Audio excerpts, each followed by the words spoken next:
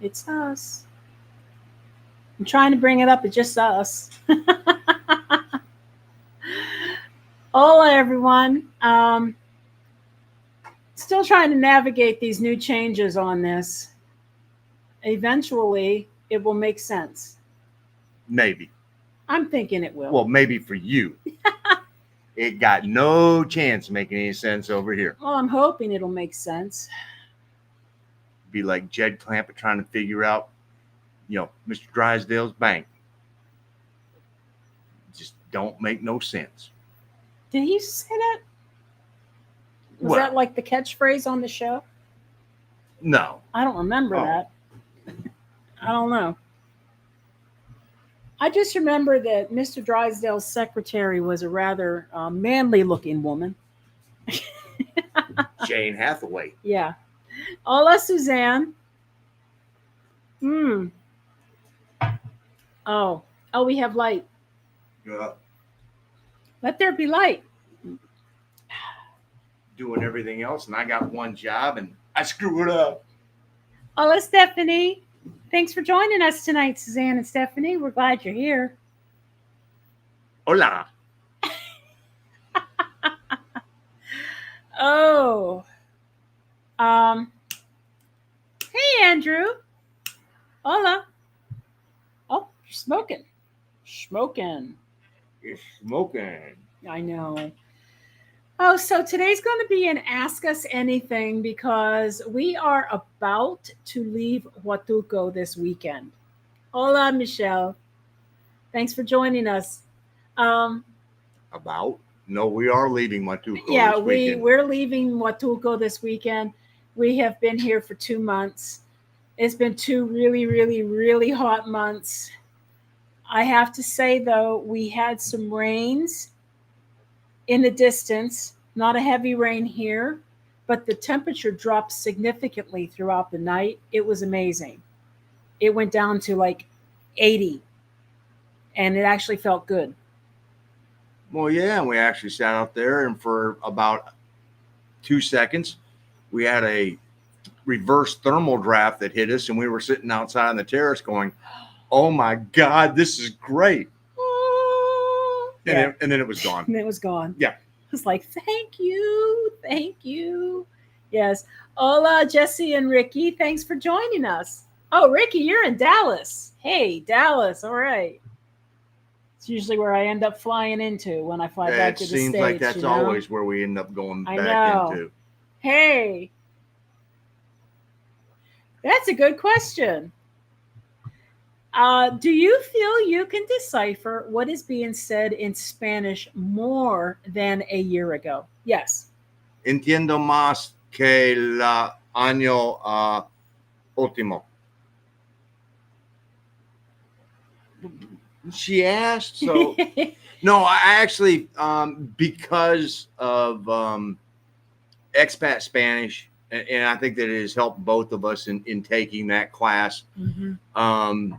And because levels 4 and 5 are conversational, that yes, there is more hitting the ears as far as, ooh, I knew that. Let me pull that up.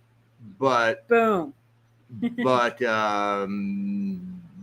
it's still got a long. The more we learn, the more we realize how long the journey is going to be. I mean, it's just.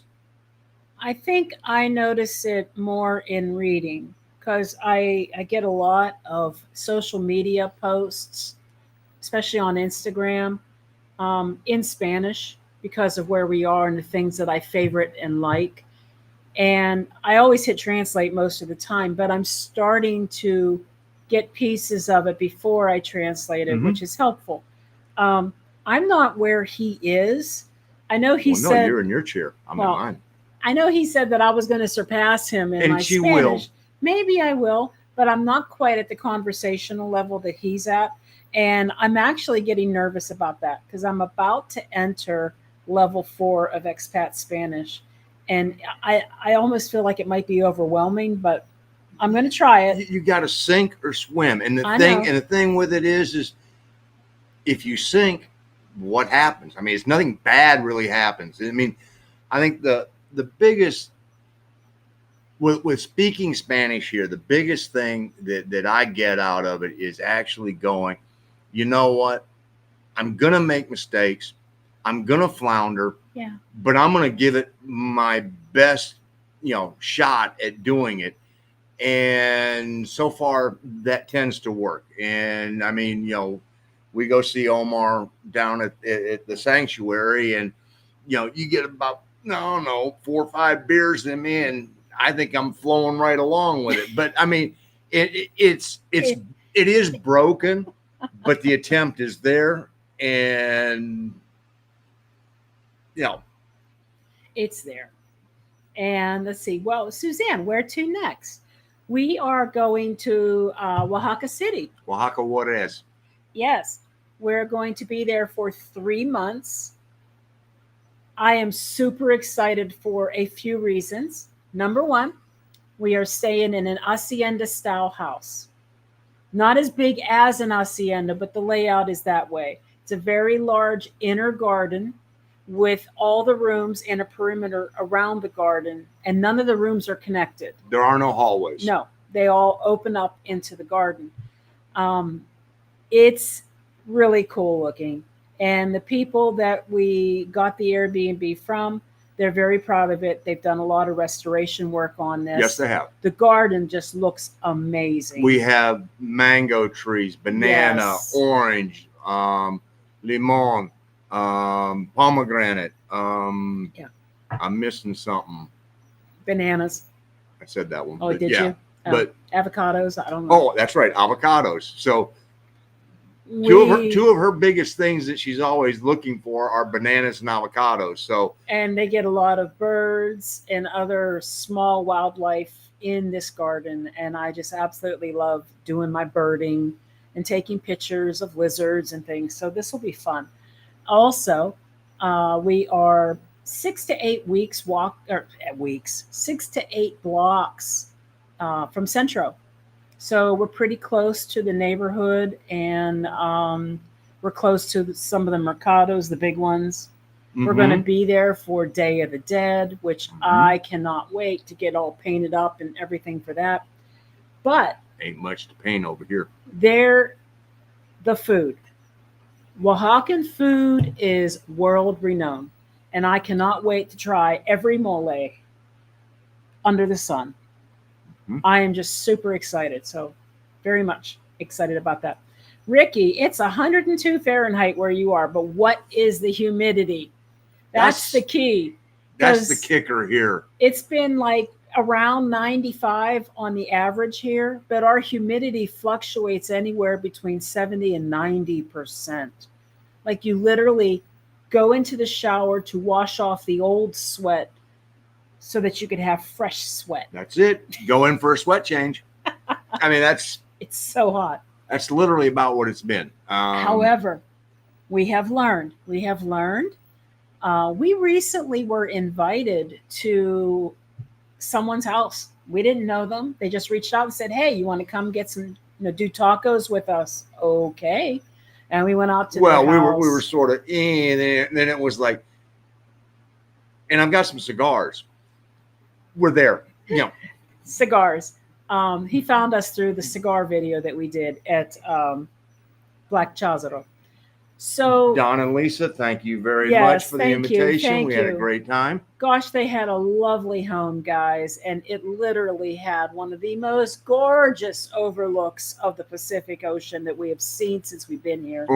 And what we learned is that you can catch a breeze, and it's tolerable here. It's tolerable.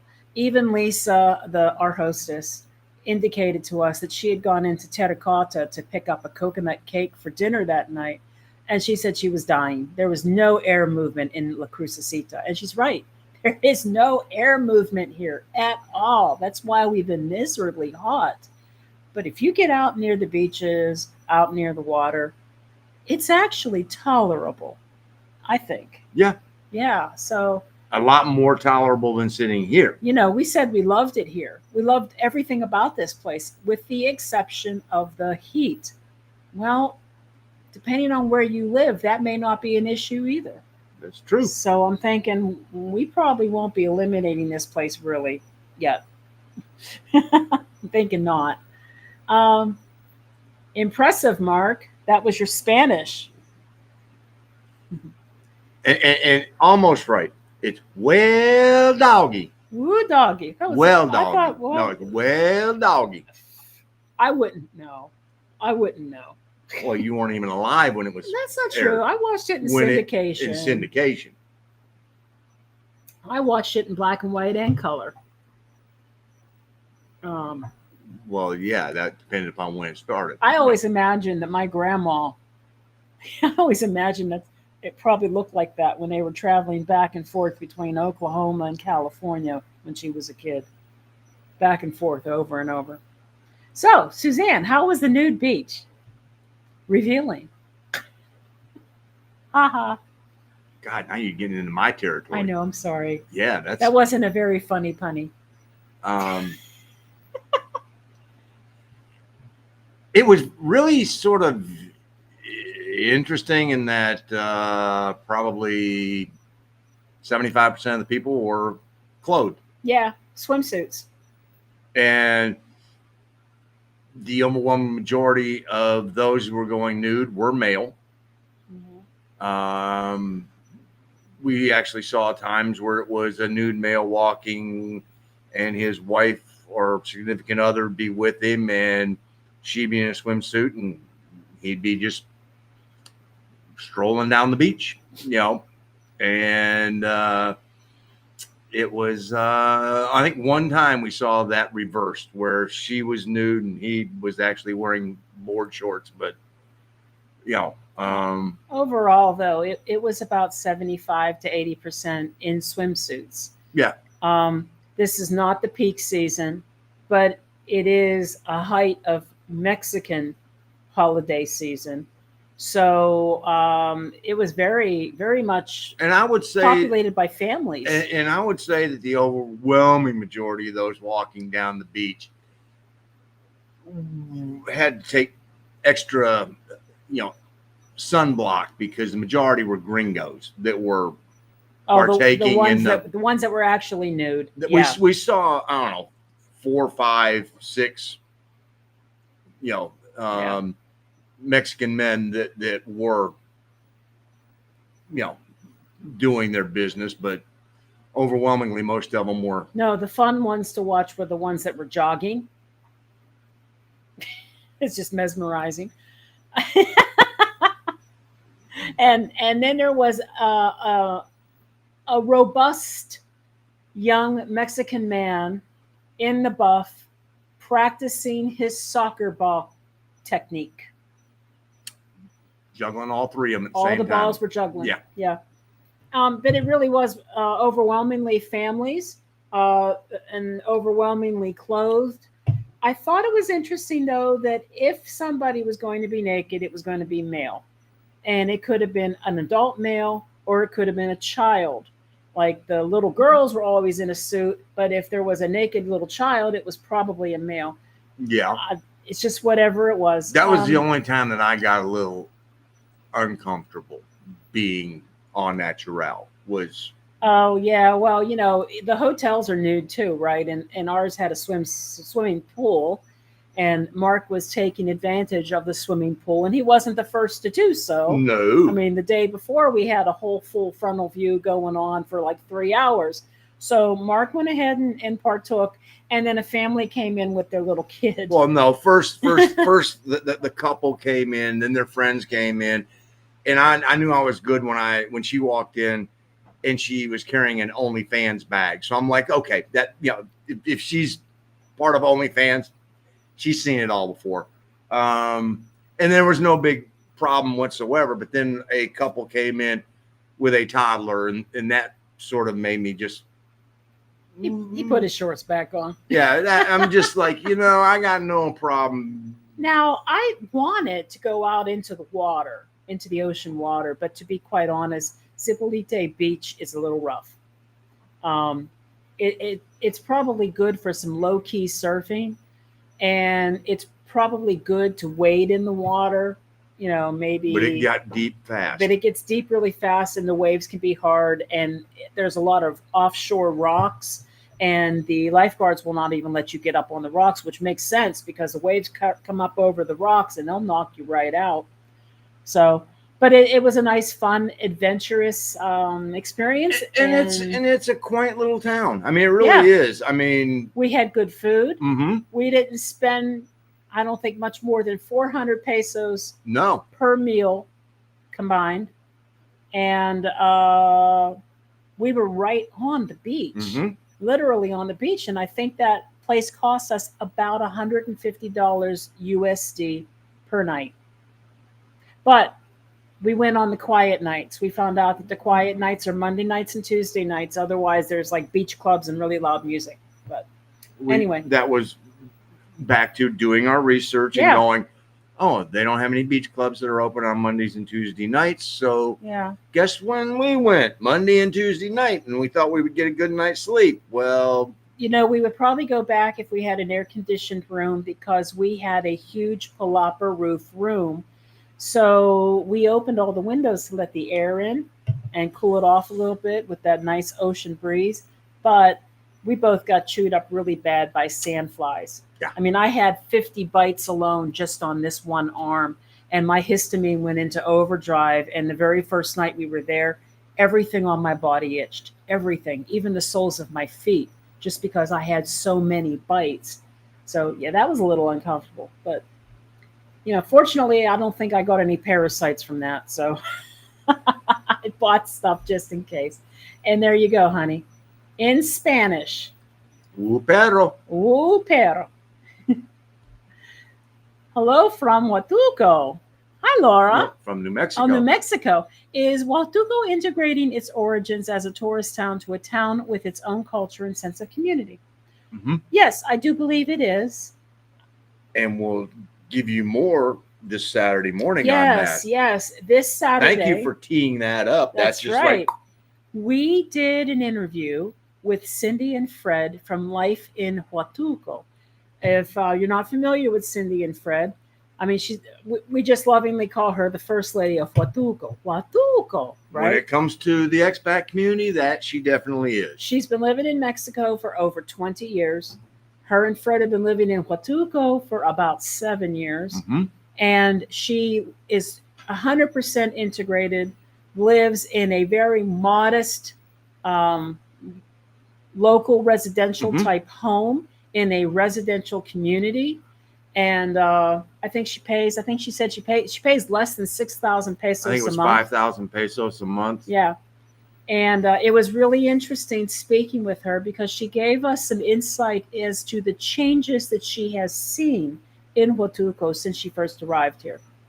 And one of the things that she definitely has seen is the rise in cost of living, the inflation. Mm-hmm. Rent for locals has tripled, and rent for expats probably has at least doubled, maybe more. And that's just for very modest places. But she talks a little bit about the infrastructure changes that have happened. Talked a little bit about migrants and what and some of the problems that they've had here, because a lot of the workers who are working here in Huatulco have gone to Acapulco to help them rebuild Acapulco, and so they've had a problem in getting things accomplished here in Huatulco because a lot of the people here, hey, good opportunity to go up there and get some work, and so they left and went up to Acapulco to do that, but it's caused a little bit of a shortage down here. So that video drops this weekend. Yep. I think it's very insightful, especially if you're considering life in Huatulco. We had a question recently about residences, and I was on Inmuebles 24 to look up prices. I found very few listings. Now, probably what's happening is properties being listed by U.S. and Canadian realty sites, more likely. Oh, yeah. But on Inmuebles, the least expensive home that I found was a very modest home, street level in a town, type setting, for $225,000 US. the least expensive seaside type home was basically an apartment condominium in a complex starting at $500,000. So it's expensive to live here, guys. No lie. You can live here inexpensively, but it'll be like kind of where we are, no Arab movement, hot, stuff like that. So I don't know. Guess we'll get into that when we start looking a little deeper later. 40% humidity there in Texas. That's not horrible. That's about That's not horrible. Add about 20, 25 points on top of that, and you're getting to what we are down here. It's been like 60 to 65 daily. Oh, more than that. I'm saying it's been at and sometimes exceeding that. Yes. Jesse, how many places are on the possible list and how many are on the eliminated list? Well, let's see. So far that we've been to 12 locations. Eliminated? Tulum. In Playa Car. Yep. Valladolid. Yep. Progreso. Yep. Merida. Veracruz. Yep. That's 6 of them. So there's 6. We've eliminated San Cristobal. 6. We eliminated San Cristobal as a place to live permanently, so 7. Tuxtla. We wouldn't mind visiting. We eliminated Tuxtla too because it's hot. All right, 8. 8 out of 12. And San Miguel. And San Miguel because of the hills and the cobblestone, mostly. We used to think it was also the expense, but we're finding out our eyes are wide open. Yeah. San Miguel is not that expensive. No. It's comparable to other places. But I think so. What that really leaves us with is San Luis Potosí, Querétaro, and Huatulco. Yeah. So we have 3 on the possibilities now. Querétaro, San Luis Potosí, and Huatulco. So far. That's about where it's at. Hey, Ricky, I will be in Oaxaca on the 31st and 1st. Maybe I'll see you guys in El Mercado. Ricky, reach out to us at the website, gringosareus.com. Go through the contact us. Let us know exactly when you'll be in, and we'll set something up that will make time to get together. For sure. I need some garnachas. I need some mole. Hola, Bruno. Hola, Bruno. Too many hot dogs. Too many hot dogs. Yes. Oh, hey, Andrew digs your hat, honey. It's kangaroo.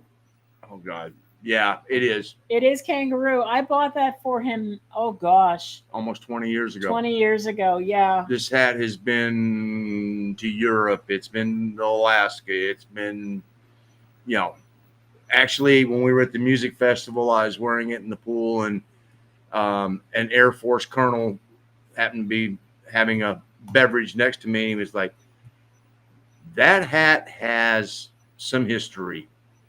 And I was like, yeah,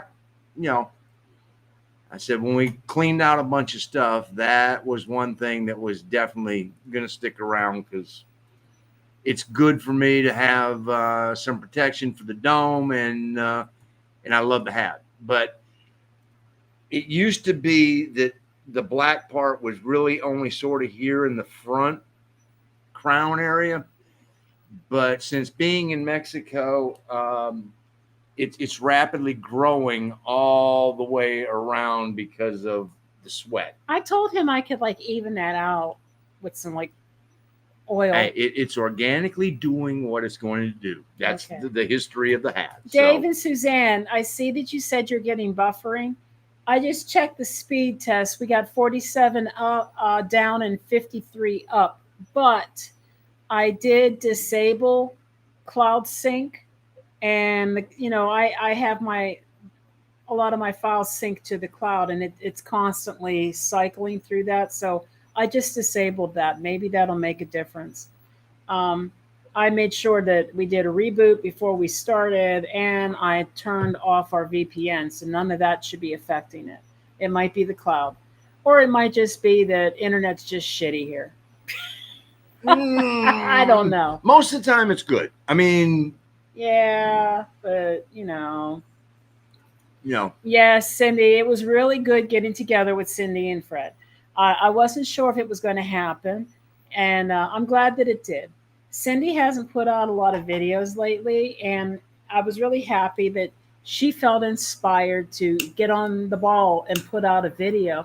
So she did an interview with us as well, and she was really excited about that. So I'm glad we got to meet them. I don't I honestly feel that if anyone's ever looked into Huatulco, they have had to see the videos from Cindy and Fred. And she's very knowledgeable. yes. She knows so much. And you know what? And she's got a book. She's publishing a book. We talk about it on our interview this weekend. Yep. It's not quite ready yet, but it sounds like a really good idea. Just how to be safe, and how to understand the nuances. And the other part that she actually brings up that was just one of those make your head go, pow, was it's a book that's good to give to the people who are looking at you going, you're moving to Mexico? Yeah. Are you out of your mind? Yeah. Here, read this. Yeah. So we haven't read the book yet, but from her description, that was a very good use of the book, would be to give it to somebody who is not exactly. You know what? And here's the thing. Would you say she's about 70? I'm guessing now. I know she's been on Social Security. You know, men asking a man to judge it, but she did say she was 77. So I didn't remember that. But yeah, she looks really good for 77 then. Yes. She's been living in Mexico for was it 29 years? 29 years. Like 1980 something. She didn't speak a word of Spanish. She gives me hope. She gives me hope. You just go down the road and just keep working it and keep working it and keep working it. And the best part is the people here are so fabulous about working with you. If you screw it up, they smile at you and go, la palabra correcta es boom. Okay. Boom. So Fred and Cindy are the ones that gave me all the contacts for TR back in 2018. I wish I bought the apartments they listed back then for cheap. You know what? I feel you, because there's a lot of people. I know Denise, one of our subscribers on here in Merida, she bought she early too. She got in at just the right time. In the last 3 years, those properties have doubled? Oh God, at least. Yeah. So yeah. And trust me, the house that we went to, they paid a pretty penny for it, but the view alone is worth it. In 10 years, Don and Lisa are sitting on a gold mine. So, Gosh, I wish we could tell you how fabulous their house was. Ooh. I could dream at night of having a house like their house. It was just so stunningly beautiful. Minimalistic, stylish, modern, clean, spacious, gorgeous pool, doubly gorgeous view. Yeah. Yeah. And the humidor. He was excited about the humidor. So yeah. I'll leave it at that. It was. Yeah. Hi, Chris, and thank you. I'm going to share it with you guys if you haven't seen it yet. I finally finished Omar's portrait. I did it today because we want to give it to him. And I called it El Mezcalero because his family makes and distills mezcal. And he, of course, has a mezcal bar called Sanctuary here in La Crucecita. So, I'm just going to give it to him. If you're coming to Huatulco, it's a must go to. It's a little dive bar, hole in the wall. An outside bar. It's an outside bar that Omar basically built himself. He rents the property, and all it was a lot. And he put the whole thing together himself. And Are there places where you need to be careful where you step? Yeah. Is there running water in the place? No. No. He's got a big Tinaco full of water, and you just get a bucket and flush the toilet that way. Hey, he is hooked up to the sewage system, so But otherwise, it's a very nice establishment, and he sells quality mezcal. Ooh. Quality mezcal. And pepinos con tajin, the cucumbers with the tajin that he is constantly cutting up for his customers, and it's a great place to just go and relax, chill. He plays bass guitar, and he has his music going, and he's constantly going, do you want to hear something? Is there something special you'd like to hear? He got me that Pres Hall song. I know. I was like, please play this song by Preservation Hall Jazz Band, and boom, he had it. I just showed it to him on Spotify, and he pulled it right up. We're going there tonight to give this to him. Yes. I cannot wait. I'm going to try to record his reaction. We really enjoy going to his place. And this was a way for me to get back into the groove. Knock the rust off, get back in, do some, and what you're seeing, you're going, oh, this is Rusty Gina. It is actually Rusty Gina, and I'm seeing things. I'm looking at this, and I'm seeing things that I could have done better. But you know what? There is such a thing as overworking something. And I did overwork areas of this, but I can't do anything about it. It's fine. It was my first dive back in after like 7 years. So I'm happy with it. And then she does the little things. I mean, she created the background with the agave plant in the background because, well, agave is what they use to make mezcal. So, that's typical. So, yes, it is amazing. Oh, thank you. Yes. It's actually color pencil, but us color pencil artists, we do call it a color pencil painting because it involves so many layers. It's similar to doing watercolor. When you're doing oils and acrylics, you're working with something very opaque. But when you're doing watercolor or color pencil, you're working with layers of color that are very translucent. And so you have to slowly build on top of each layer. And so on the background, on the left-hand side, I used a water-soluble pencil or a watercolor pencil. And then I put regular pencil, color pencil on top. But all the rest of that is just regular wax-based Prismacolor Premier pencils. I did have a polychromos pencil that I use, which is oil-based. And I use that for the darkest blacks. But otherwise, it's just wax-based pencils. Let's get off of that now. Okay. So I saw some questions here about how do we find Cindy? Okay, I'm going to put it in. She has a website. It's YouTube channel, Life in Huatulco.com. Mm-hmm. So I'm putting the link in the chat. She has a website, and she also has a YouTube channel. And her website these days is predominantly a feature video from their channel and some, what would you call it? I can't think of what it is. Not referral service. No, what is it? Well, it is sort of that's. I'm not sure what you call it. But anyway, she'll do consultations with you with phone call consultations to try and help. She'll take you on tours. If you're looking to move to Huatulco, she has the contacts. She knows the people here. She knows. Okay. If you're looking for immigration, here's a facilitator. Yeah. If you're looking for properties, to rent, then she's also a very good person to know. Yeah. Because if you're looking to do it on a budget, she's definitely the person that you're going to want to know. Oh, because yeah. She is constantly on the lookout for affordable housing there or here in Huatulco. I mean, her and Fred live here on Social Security alone. Yep. And she's not making a lot of money, if anything, from YouTube.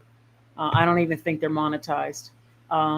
She Wow. does. She does make some money from these consultations that she does, and she can take you on tours, neighborhood tours, and things like that. So that's her website, lifeinhuatulco.com. Um, and thank you thank you again, Suzanne. Um, It puts her in her Bob Ross frame of mind. She starts singing. I mean, I know when she's drawing, because when she's drawing, the artist in her, and so suddenly she's singing along with the songs that she's listening to. Yeah. And her whole demeanor just sort of, it puts me in my happy place. It does. She gets in that happy zone, and it's just like, and I'm upstairs, reading a book on my Kindle, and she's down here just, singing along with all the 80s songs, and just, it's like, okay, she's happy. So thank you, Michelle. I appreciate it. And wait, what, Suzanne? What is this? Did you always have this wonderful talent? Yes, I actually did. I've been drawing portraits of people, maybe somewhat rudimentary, since at least second grade. At least second grade. I can distinctly remember, kids have assignments where they have to draw something that represents something, right? And most kids will do a circle, head, stick figure thing. I was drawing profiles. Now, my profiles look like Cro-Magnon men, but the point is I wasn't drawing a circle for a head. You weren't rudimentary, right? At any I was stage. Drawing foreheads, noses, and lips and chins. That's what I was doing. And I would say by the time I was in junior high, I could do a reasonably decent portrait that actually looked like the person. And by the time I was in high school, I could do somewhat photographic quality work. And I've always been, I've enjoyed it. And she passed that on, because both of her daughters are artistically talented in slightly different ways. Yeah. I mean, the youngest one likes to do anime. Anime. And she's so good at it. She is very good at it. I cannot do that stuff. I cannot. When I do art, I try to make it look as realistic as possible. I struggle with caricatures. If it does not look exactly like what I'm looking at, it drives me nuts. So I have a hard time thinking outside the box, to be fair. And Lexi just goes. She just does it. She can't draw realistically, but she can do this over here, and it's just is awesome. And Rhiannon does wonderful flash art. She was going to be a tattoo artist for a while, and her flash art is just really impressive. So, yeah, she's good. Different talents, different ways. Oh gosh, how much would you charge for a portrait like that? It's beautiful. Well, I'm a member of the Color Pencil Society of America. I've been a member for about 14 years now, and I'm updating my website because my website hasn't been updated in 7 or 8 years. Yeah, the pricing isn't right anymore. So I did some investigation, and the standard going rate is about $5 per square inch for something complex like that. If it doesn't have a background, it's less complex. So, and it takes less time to do. So about $4 per square inch. Now, that could mean that a 20 by 24 drawing is going to be something like $2,000. Okay. But it also takes 80 hours to do it. Correct. And 8 by 10, you're looking at 80 square inches at $5 a square inch, 5 times 8, $400. So, yeah. And the nice thing about that price structure, I like the idea of doing it that way, because sometimes people want specific dimensions. Mm-hmm. Maybe they only want a 4x4. Maybe they want a 6x6, and that way that pricing can be used across the board, no matter how big it is. So that's what it is. Yeah, but a 4x4 of your art is like, why? I mean, I'm sorry. I, I know. No, I get that. some I'm people just saying. do. You know, I'm just saying that, that's your stuff is above the mantle quality. I mean, that's thank you. where it belongs. I got okay. Well, I'm going to show off real quick one more that I'm really proud of, and I'm just going to let you all see this one. This one is called On a Downtime Train. I showed it in our last live, I think it was, and this one took me about Ooh, 50 hours to do, I think. that's 50 hours drawing time. Drawing time, actual 50 hours drawing time. It took me about a month date timeline. It is, I'm trying to remember the size. I want to say it's about a 16 by 20. Uh-huh. And it was a photograph I took when I was in New York on one of the Red Line trains. And this one I'm real proud of because this is the one that got me some international acclaim. It was published in one of the volumes of Strokes of Genius, which you can find on Amazon. I'm trying to remember which volume. It was either 6 or 7. And it was in one of the Color Pencil magazine calendars. It was in a few different art magazines as a showcase piece. Well, and it's been displayed internationally. It was displayed internationally in the Pencil Art Society in Quebec. So this was one I was really proud of. Won an award at Mint Hill. Mm-hmm. So I want to do more stuff like this. I could do portraits, but I really want to do more scenic things. And that's sort of where we're trying to get to, is that her dusting all this off is if she starts doing these scenes around Mexico. Mm-hmm. And then, once we get 12 of them, 13 of them, we can do calendars and things like that. So, that's just where it's headed. You can get a print or you can get a calendar. So we'll figure it out. This is all being done. We're just throwing this together, and I got to work on the website. Like, I'm working on social media, video editing, finishing up that portrait, and getting a job. And now I got to fix the website because it's been so long. Laura, hola. The term touristification from a report on Oaxaca City just came into my consciousness. I have visited Oaxaca 7 times over a 20-year period. The report is worth watching. The report. Laura, can you supply a source for the report? I would be interested in seeing it. I saw something on Puerto Vallarta News today on Oaxaca City, and there's beginning to be a little bit of a pushback, similar to what we experienced in Merida, against the gentrification, and people are just not 100% happy with the influx. But that's going to happen no matter where you're at. I mean, and it doesn't matter what country you're in. There are people who are going, this should stay. You're going to have some people who are going to go, you know what, we like it better way back when. Well, I see that now. I follow a few groups. 2 of them right now basically post photographs from the United Kingdom of then and now. And if they have a photograph for the then, they'll use it. Otherwise, they'll use a work of art that was created. And almost inevitably, somebody's going to say, oh, it was so much nicer before the cars were riddling the street. Well, what are you going to do? I mean, things change. And one could argue that that's gentrification, if you wanted to look at it that way, when they update. He's about to pop a can here.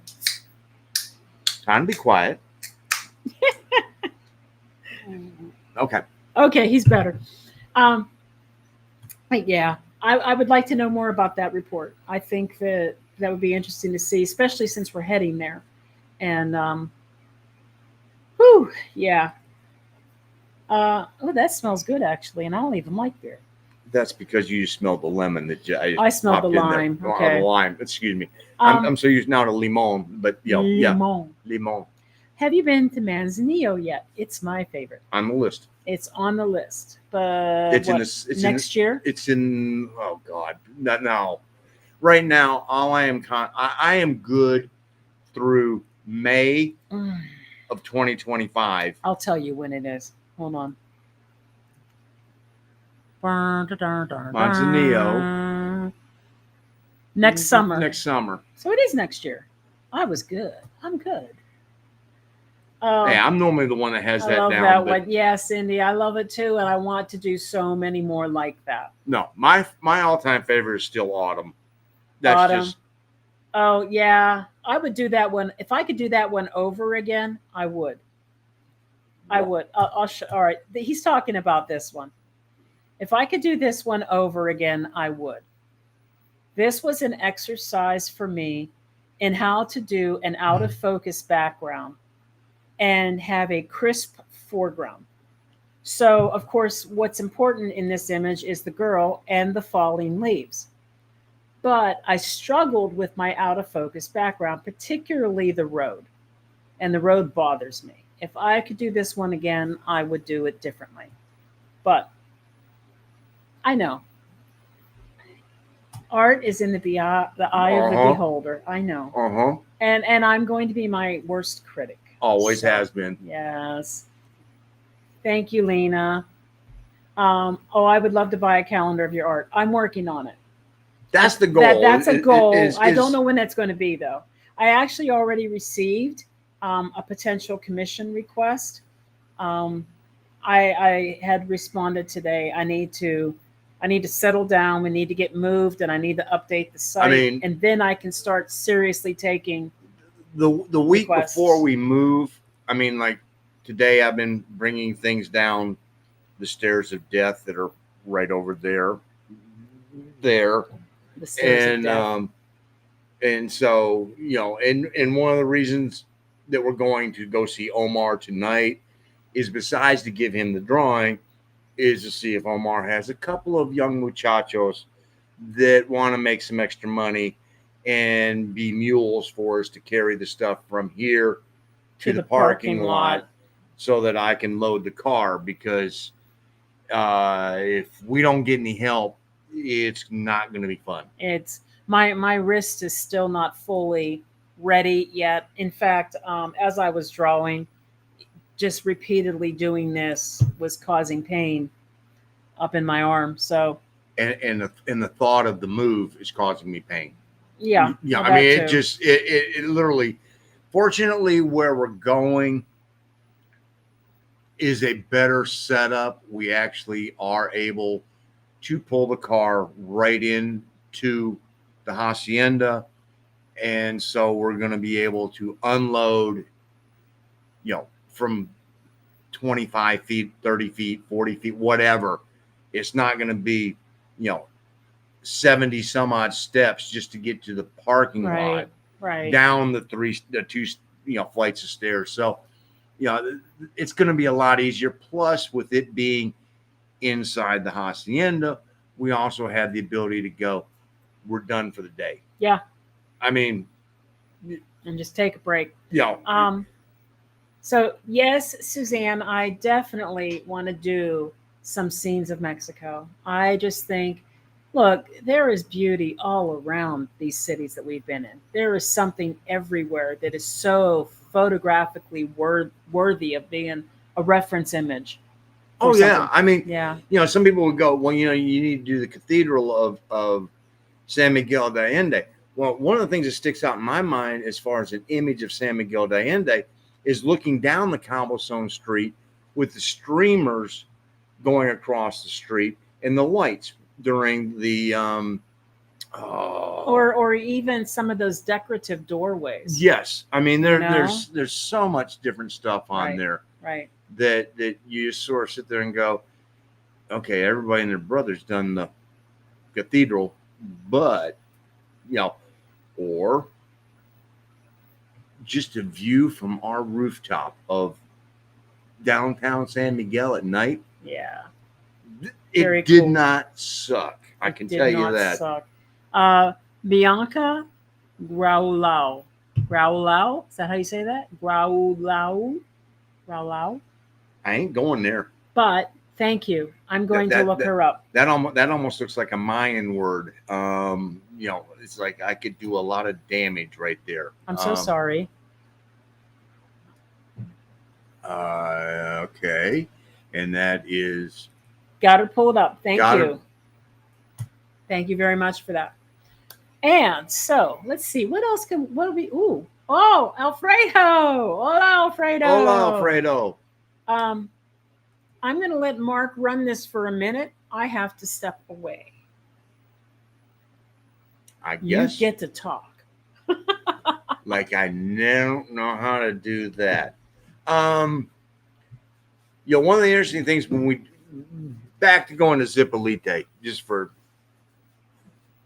lack of a topic here as far as the question goes, going to Zipolite, it is about an hour and 15, hour and 20 minutes from here. It's a fairly easy drive. It is going, it's through the mountains, and there's a couple spots on the highway between here and where you turn to get to Puerto Angel,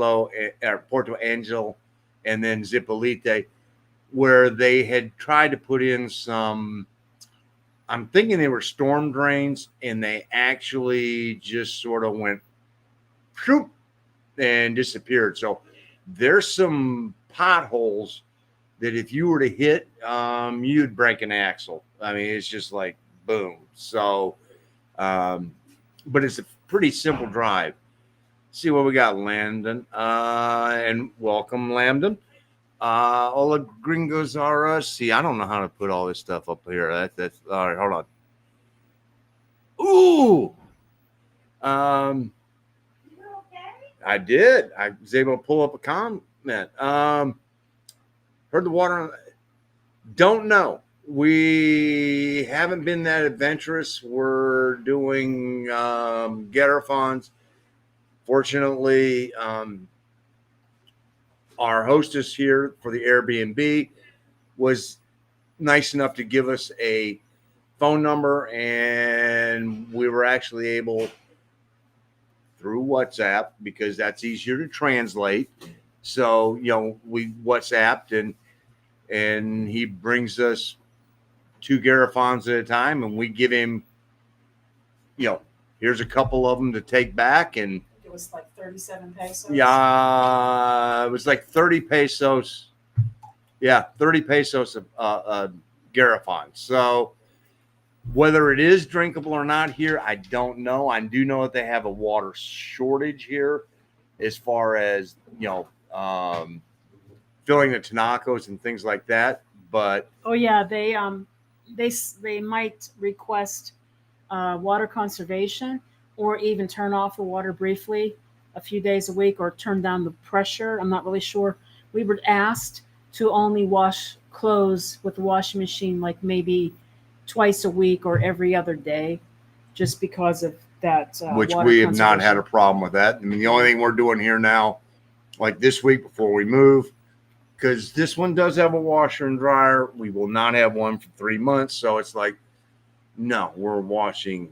Tomorrow we'll get everything that needs to be washed, packed, and then ready to roll. But yeah, we haven't tried to drink the water. And no. We don't really know anybody who does. Everybody that we do know brings in Garafons. So and the one time that we even sort of got a little adventurous with using the agua casa in Tuxtla Gutierrez. Right. We refilled a Garafon, and I can't speak to this because cerveza or Coke. I'm about as pure Mexican as there is now. But she was like, it's a different flavor. Yeah, there's something the water tasted weird. So, and then we found out, I think from Jenny Hammond, that she got sick from using one of the agua casas because you don't really know who's filling them up or this or that. And so it's sort of like, really is 10 pesos worth. And when you sort of look at it that way, you suddenly start going, wow, that is what we saved, is 10 pesos. So, Oh, well. Yeah. Boom. Let's see. We heard there's a new highway that has been built between here and Oaxaca City. It was looking like it was going to take us about 4.5 to 5 hours to get there, but people are saying that the new highway makes it maybe a 3 hour trip. I've heard everything from 3 to 4.5 hours. So, don't know until we actually do it, but I know that it's going to take us over an hour just to get to the new road. Yeah. So, if it's 2.5 hours up the mountain, c'est la vie. I know that the other way, the old way of going, it was 5.5 hours to get to the halfway mark.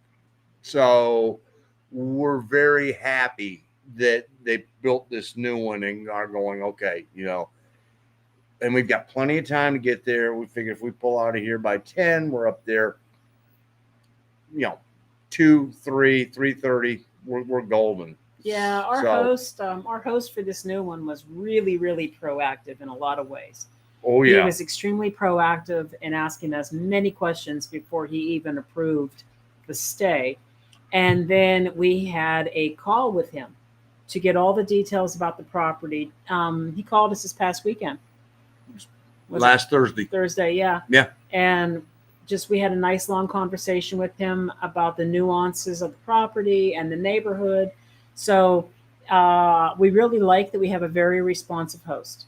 We also know that we have a woman who lives literally across the street who can do light housekeeping for an extra fee. And she comes in and does, what does she do? She checks the gas level, the water levels. Water levels, Yep. yes. And then there's a gardener who Yep. also comes in once or twice a week. So I'm looking forward to this because the garden is just stunning looking. I cannot wait to just sit outside and enjoy it.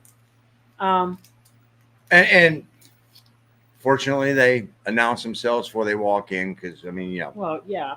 Oh, wow. Will you actually buy something in Mexico? And I know you mean a home.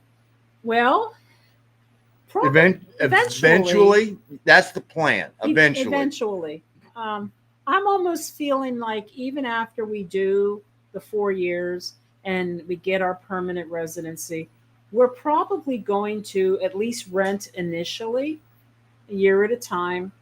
That gives us the ability to stay in one place for a year and really confirm whether that's the right place for us. Maybe we'll go to, if we were undecided and had one or two other places, we can do the same thing with them as well before we actually shell out money. The other part of that is even if pick any city, we'll pick one that's not even on the list. Let's say Mexico City, which ain't no way that's happening.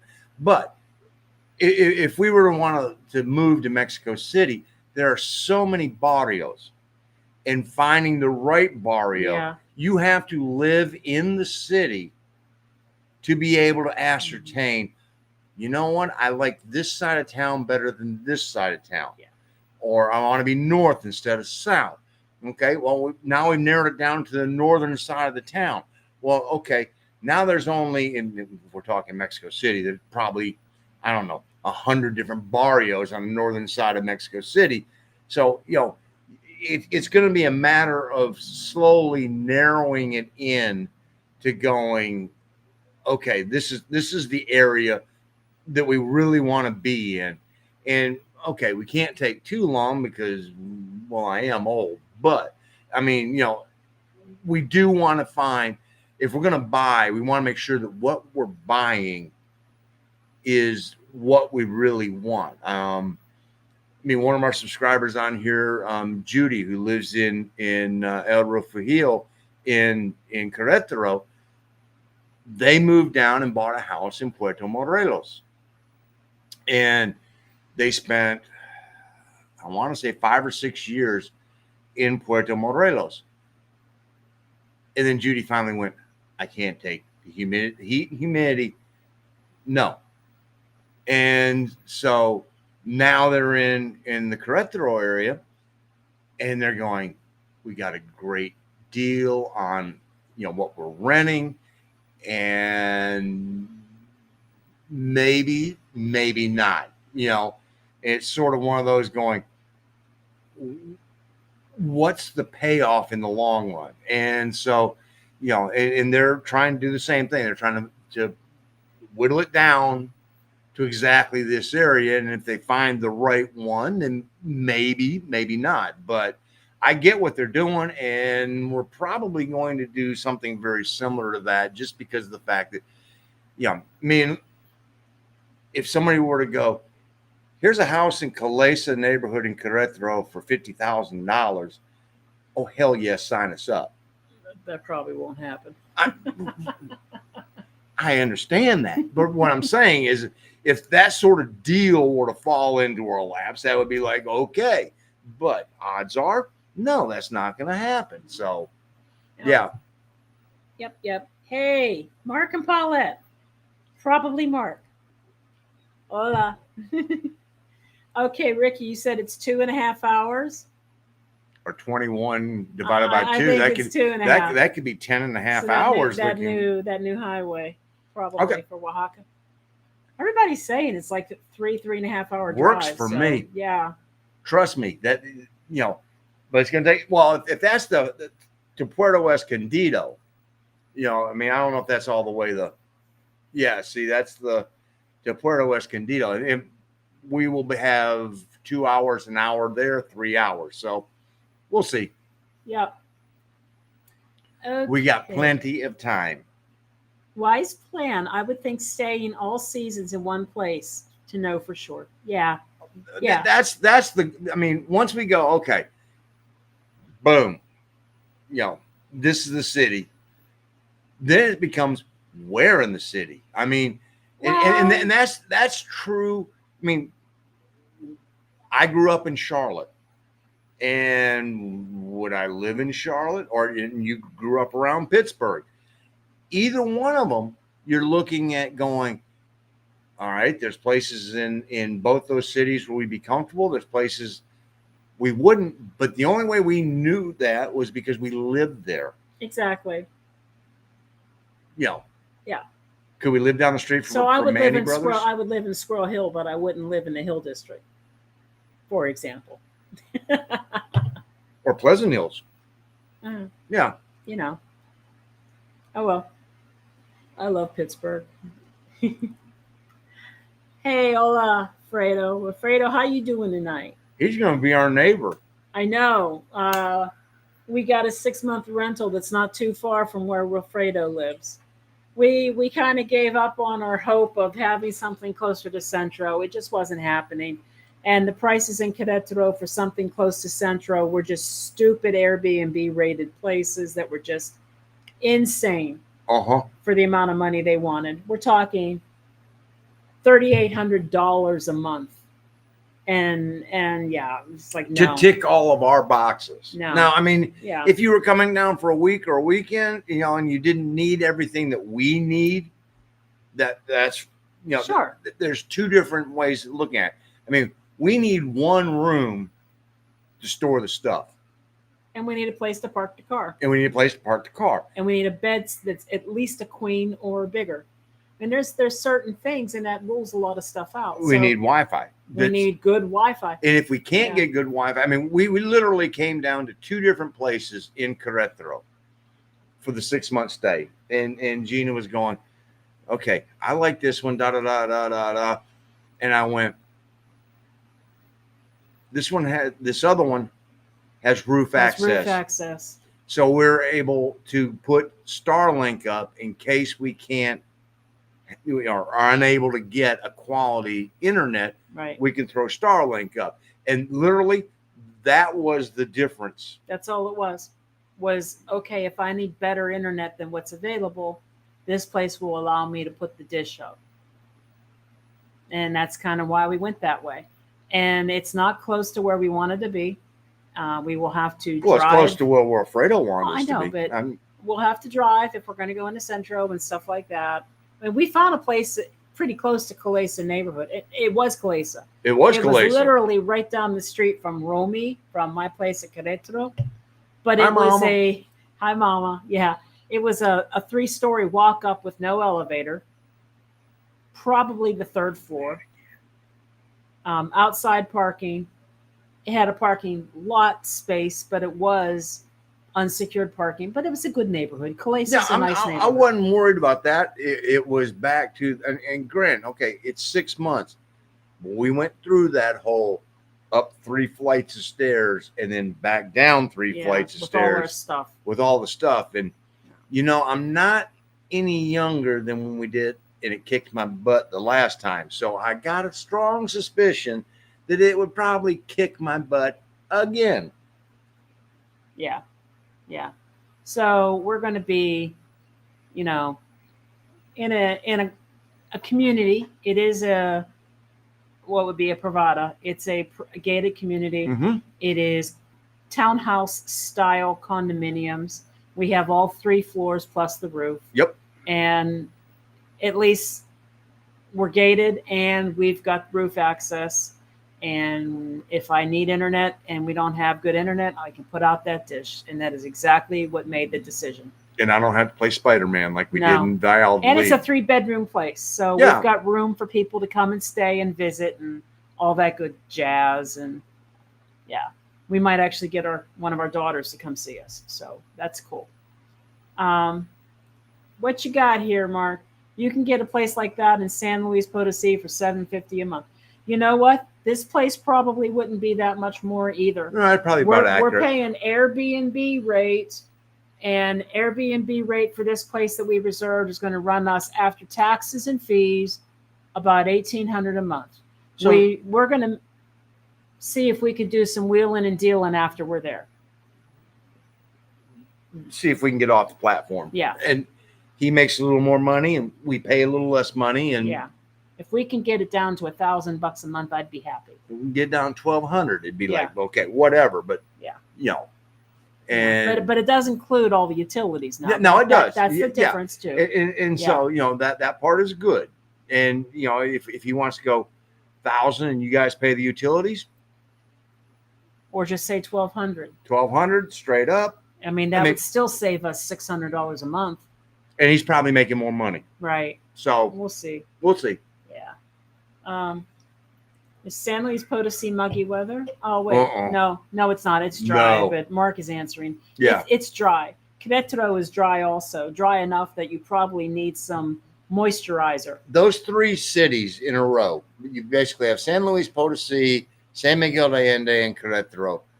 The weather between the 3 of them is almost identical. I mean, we were in all 3 of them, and we were there 6 months, 2 months in Querétaro, 3 months in San Luis Potosi, or 3 months in San Miguel, and 1 month in San Luis Potosi, and we really couldn't distinguish any difference in the weather. It was comfortable.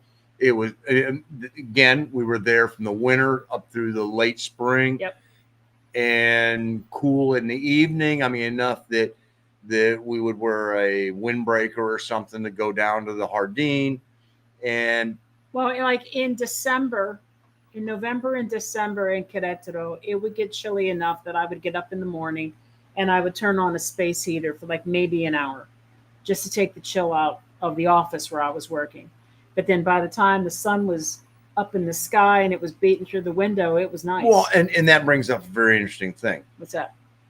You don't want to go too far to one extreme. Yeah. Because you don't have heat, you don't have air. In most of the places that we were in those particular cities. Mm-hmm. And so, you don't want to get it too hot because guess what? The sun's going to come up and now it's going to stay that way. So, it's sort of a, just get to the edge of the comfort and it's going to change and life will be good. So, Papa had a cool front move through Arkansas yesterday with very nice 82 with very little humidity. Oh, that sounds amazing. Send that south. It's All the way sounds south. like autumn is in the air. Maybe. Yeah, well, trust me. When it comes time to start doing Woo Pig Suey in Fayetteville and they're filling up the stadium, it'll get hot again. Well, So speaking of, just to let you know, on the UNC campus, it was 76 degrees today. it's God's country. Yeah. You know, and if God wasn't a Tar Heel, why'd he make the sky Carolina blue? Oh, jeez. Hey, argue with that if you want, but Goodness. no, it's that's God, that's hard to argue with that temperature right there. So yesterday, I made a reservation for the next one big holiday. They're not doing it in Mexico. They'll be doing it in Miramar Resort, Florida Panhandle. It costs about half as much, which is better, but I'm fully refundable until November 1st, so I went ahead and took a chance on it. Might be something going on with a job. It's sounding promising, but I'm not counting on anything because last time I started, We got burned on that. Yeah, we got burned bad the last time I was counting on something that sounded too good to be true. Well, it wasn't. It was too good to be true. It sounded like a done deal, and then it wasn't. So, but this is going in the right direction. And if I get this job, it's going to be about 18-month contract. So that'll get us through the end of our 4 years, frankly. There's not a whole lot that's making me go whoopee doo on this particular. Because the only reason I've ever gone to this particular festival. Oh, you're talking about the festival, yeah. Is the fact that it was a swim up bar, so she'd go do her thing at night. I do my thing during the day. Yeah. Okay, life is good because the band is not my cup of tea. Not his band. No. I've tried, and trust me, I've had countless people who are there at the festival going, "Oh, you have to see him live." I have, live. But this one is like, so I got to bring my own beer.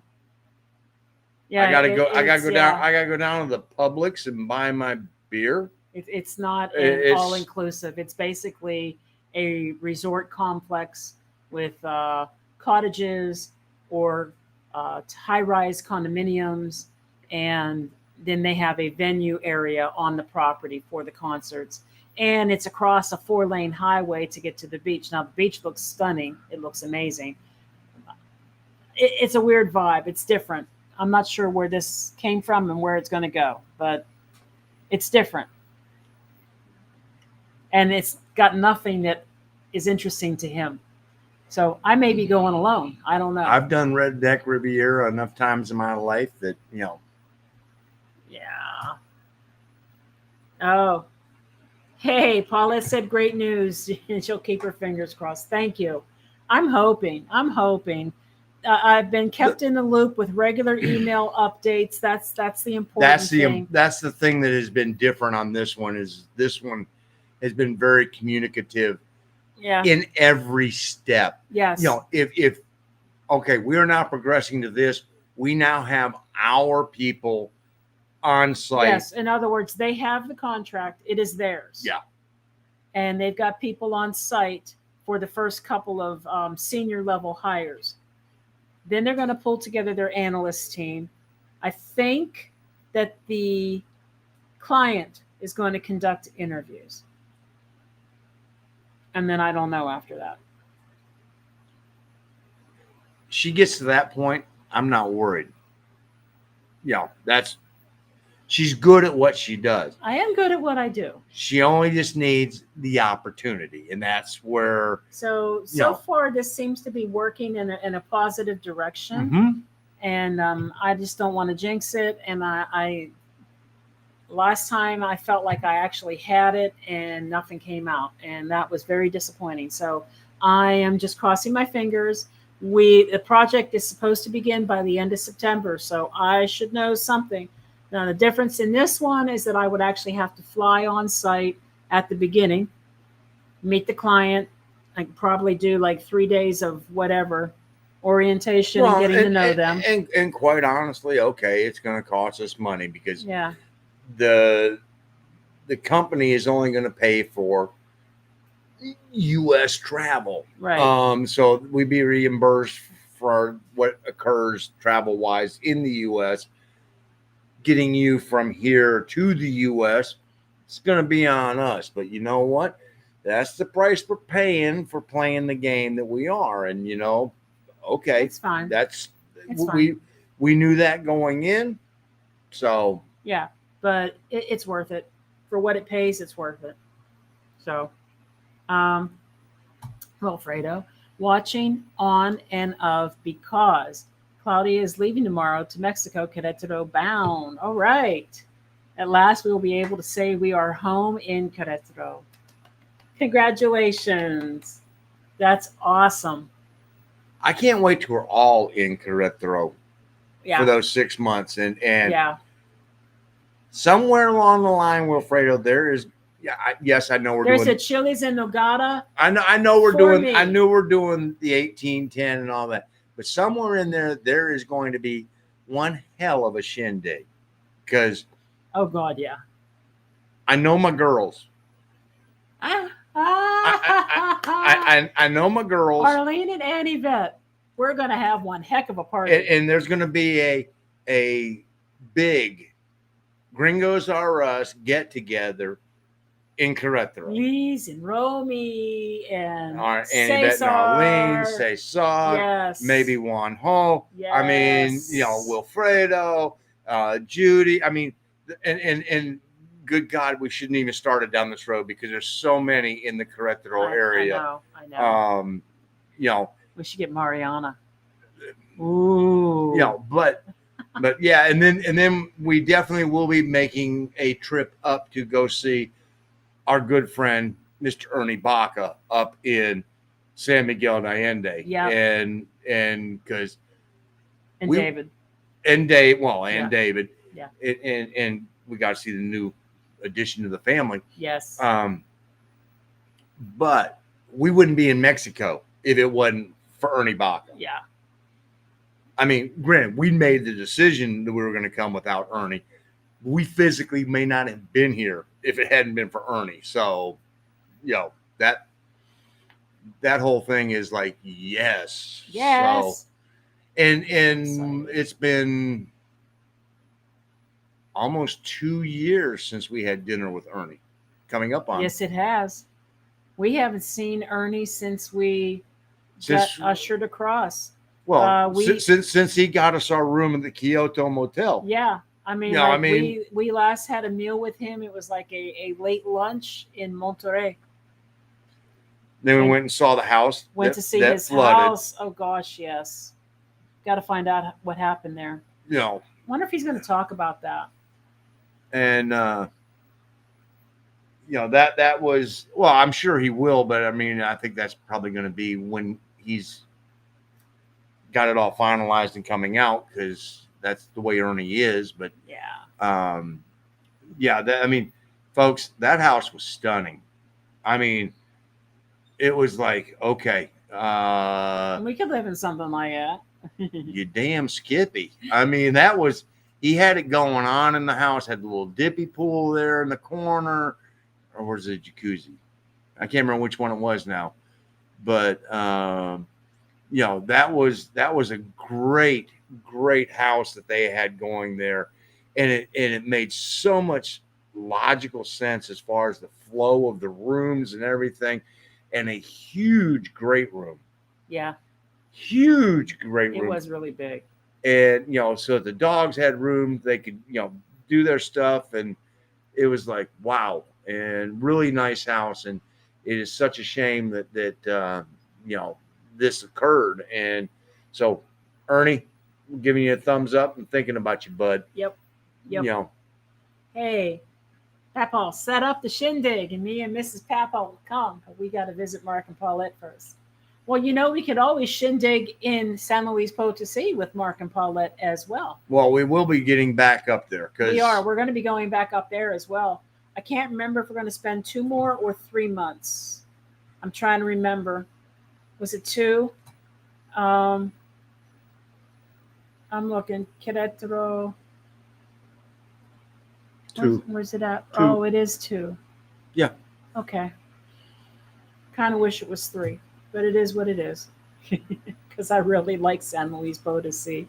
Well, that's double the length of the time we were there last time. I know. Maybe we'll revisit that calendar and see if there's something we can shrink. And quite honestly, oh God, here we go again with changing the calendar.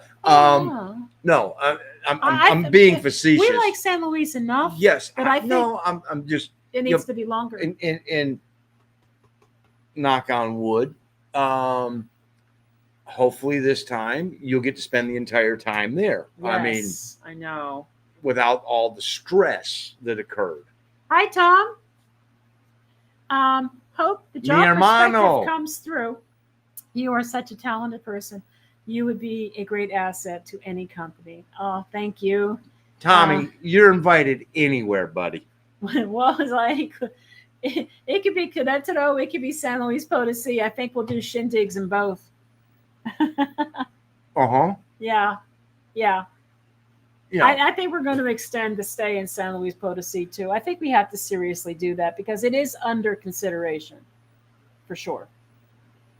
Well, that is one true. Place we were going on that calendar really isn't probably going to be. So we got some room to wiggle.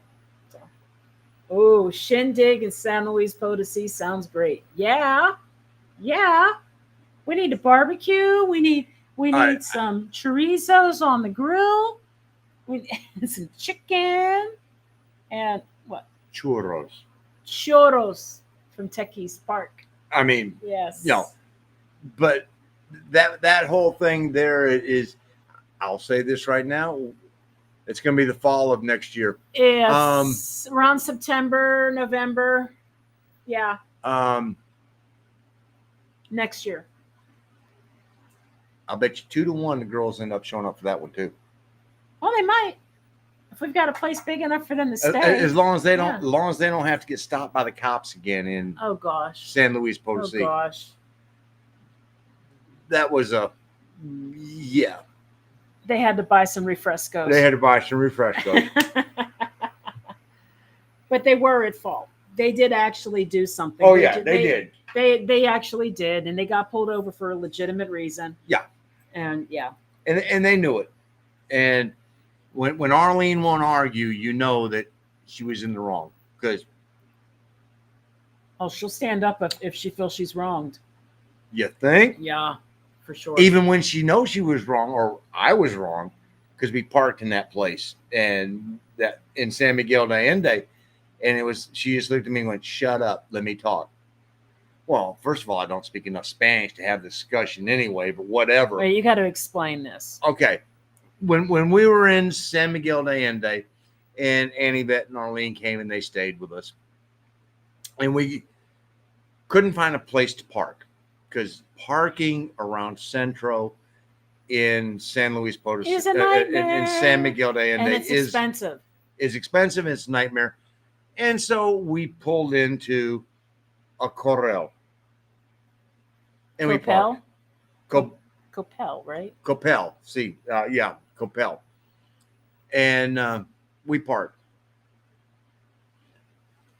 And we go have dinner and we walk around. We have a good time. After we verified how long we were allowed to park. Really? Nobody really verified that. That was a story we made up on the way back. But anyway. Oh. Yeah, thank you. I didn't know that. You lied to me. Well, I lie by omission. That was just let me handle this, and so we get back to the Copel, and the gate's down, and they ain't opening it, because there's nobody there to open it, and so, and then it ends up being we take a cab back home and everything else. It all was good. And we went down the next day, to go get the car. Then we took a cab back down. And so Arlene was just like, let me talk.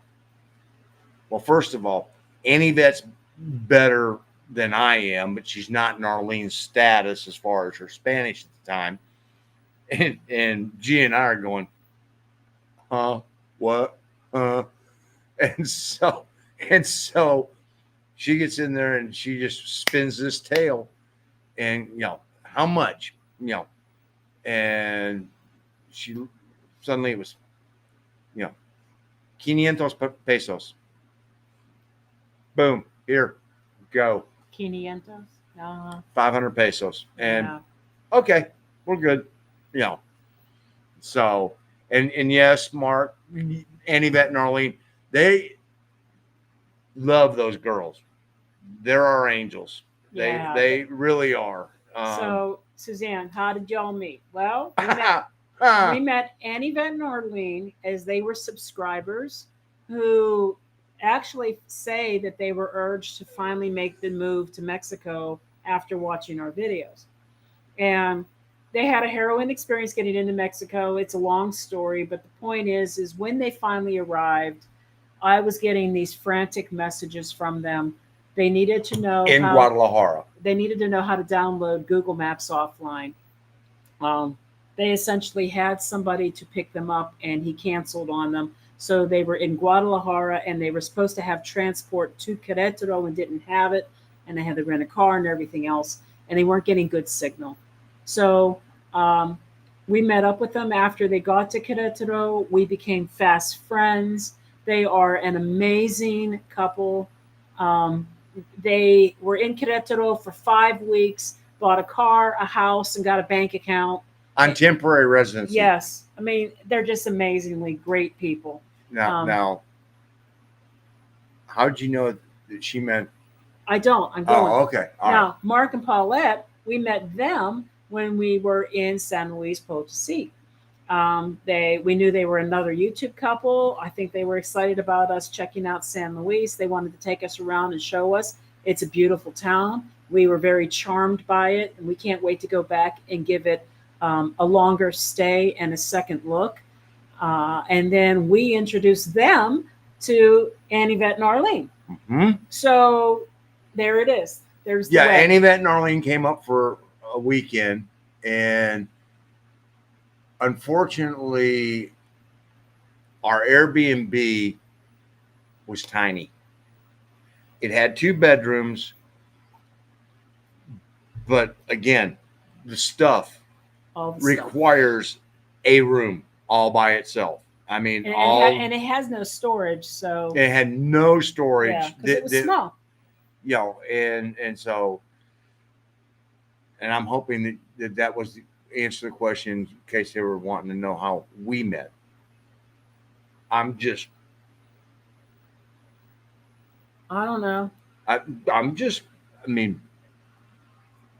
No. If that's the question, we'll just pose that question again. Okay. I think we already talked about how we met at least once. I'm running away. He's running away. Run away, run away. It's got big teethies. What's that from? Hola, goldfish. ¿Cómo estás? We're doing well here. We are getting ready to pack it up and move to our next location. We leave on Saturday. Tonight, we're going to head down to the Sanctuary Mezcal bar and give Omar, the owner, his portrait. I'm really looking forward to his reaction. So, here we go. More Spanish. Ustedes dos se ven muy felices hoy. Sí. Estamos muy felices para cada día que estamos en México. Okay. I'm trying, and I just throw it out there. I think it's fun. Because Tommy was the one who said, fake it till you make it. That's right. Mark and Paulette, you mean 400 people staying over in your house for a meetup is okay. Yeah, we should all stay at Mark and Paulette's house, right? Well, it'd be better than I, our I am Airbnb. going to actually start looking ahead and seeing what's available. Um, let me wait. Let me wait until I have this job. Uh-huh. Uh-huh. Waiting for the job. And then I'll start booking ahead again. I don't want to get too far past Querétaro at the moment, but No, we're yeah. booked through next May, Yeah, we're booked through May, so we're good for now. but you know, everything's sort of yeah, okay. Yeah. Let's Well, especially when you have to pay the first month at the time of booking. So that kind of limits your available funds. And then it's months and months and months until you're actually in the place. So oh, Airbnb. So expensive. well, we do have after Oaxaca, we actually are going to do our very first Verbo experience. We are going to do Verbo in Puebla. Now, the Puebla property was listed on both Airbnb both and platforms. Verbo. We saved a little bit of money going through Verbo, but what I really liked about Verbo was the fact that when I reserved it, I only had to pay half. And then they take the other half right before we arrive. I think that's fair. That makes sense to me. Whereas with Airbnb, you have to pay one full month up front and you get refunded, I think, if it's within so many days of the reservation and it gets canceled or something. But yeah, I liked that it was available both places and we saved a little money using Verbo. So I'm a little excited about that. That one's going to be actually in Centro. Like we're literally visually in line with the big cathedral there. So, yeah, I mean it's a stunning view, and fortunately, I think we were on the third floor again, but it has an elevator. oh God! Oh, what a great answer, Mark. There'll only be 400 of you and all your friends show up. Hey, don't ever underestimate Tommy. He'll do it just because you dared him to. That is the type of man. Tommy will go, oh, you want 400 there? We can make it 400. Oh goodness! Oh goodness! And he'll walk around the Jardín, and his Spanish is good enough that he can come up with 400. And for those he doesn't like, he just pretends doesn't speak Spanish and speaks German to him. So funny. Look, you got another compliment about your swanky hat. this is a Brahma. For anybody who's interested, it is a Brahma. Brahma. I had one before this one, and I think it lasted 2 years. I don't remember that one. That's the one I think we bought in Charleston. And then it was really didn't age well. And then she was just like, I'm buying you this one. And then it was the big thing is this one you can actually just sort of go. You could roll it up. You could roll it up, stick it in a suitcase, and then it comes back out, and you just pop it back on the head, and it sort of maintains the shape. So sort of. How fun to have met in Mexico and become fast friends. Yeah, you know what? We're finding that happens in just about every location we go to in Mexico. You know, we've been here and Cindy and Fred, Don and Lisa, Omar, Pepe and Anna. Anna, and then Claudia and Stefano. I mean, yeah. It's the thing is and we've said this over and over and over again, but you can never underestimate or understate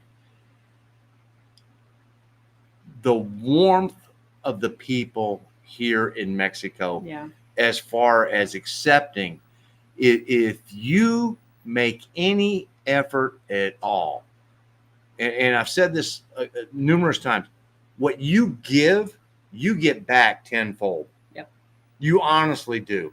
And in Omar, perfect example.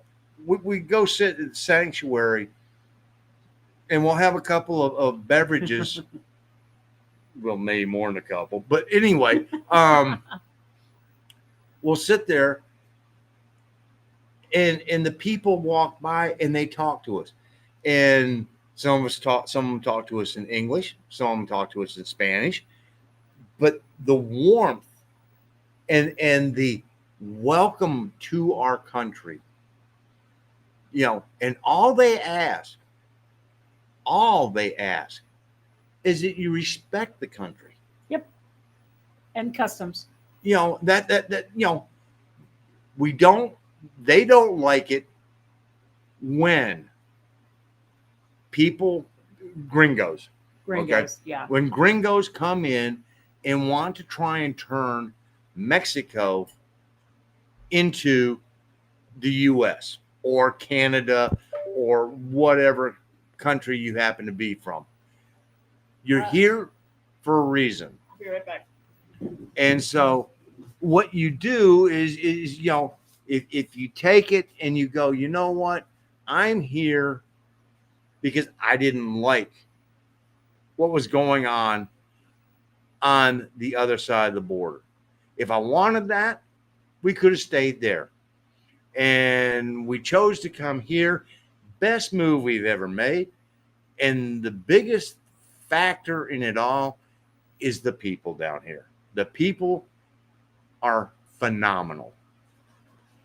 They take care of family. They take care of their friends. They work hard. They play hard. And you know what? What else can you ask for? They're very gracious in accepting all of us. And all you have to do is honor them. Remember, you're a guest in their country. And so that's the way we've always viewed it, is we're here as a guest in their country. And that's what you do. And, that's it's as simple as that. Let's see. This is getting bad when I'm starting to learn how to navigate this. And Tom's handing out flyers now for the SLP meetup. Brahma is the name of a beer in Brazil. Probably the same for the type of hat. Well, this one has had a few beers dumped on it. So, and Only a few. Thank you, Tom. It has sort of become my trademark. Like anytime we go to resorts, I'm in the pool, hats on, and, is who I am. So, so he's handing out the flyers. Okay. Mi español es bueno.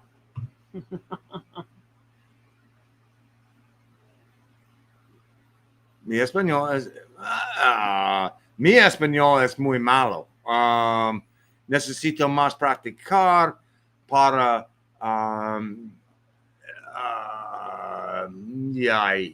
this is where it starts to go south. I have to sit there and think about it. I am beginning tratando. I understand. Right.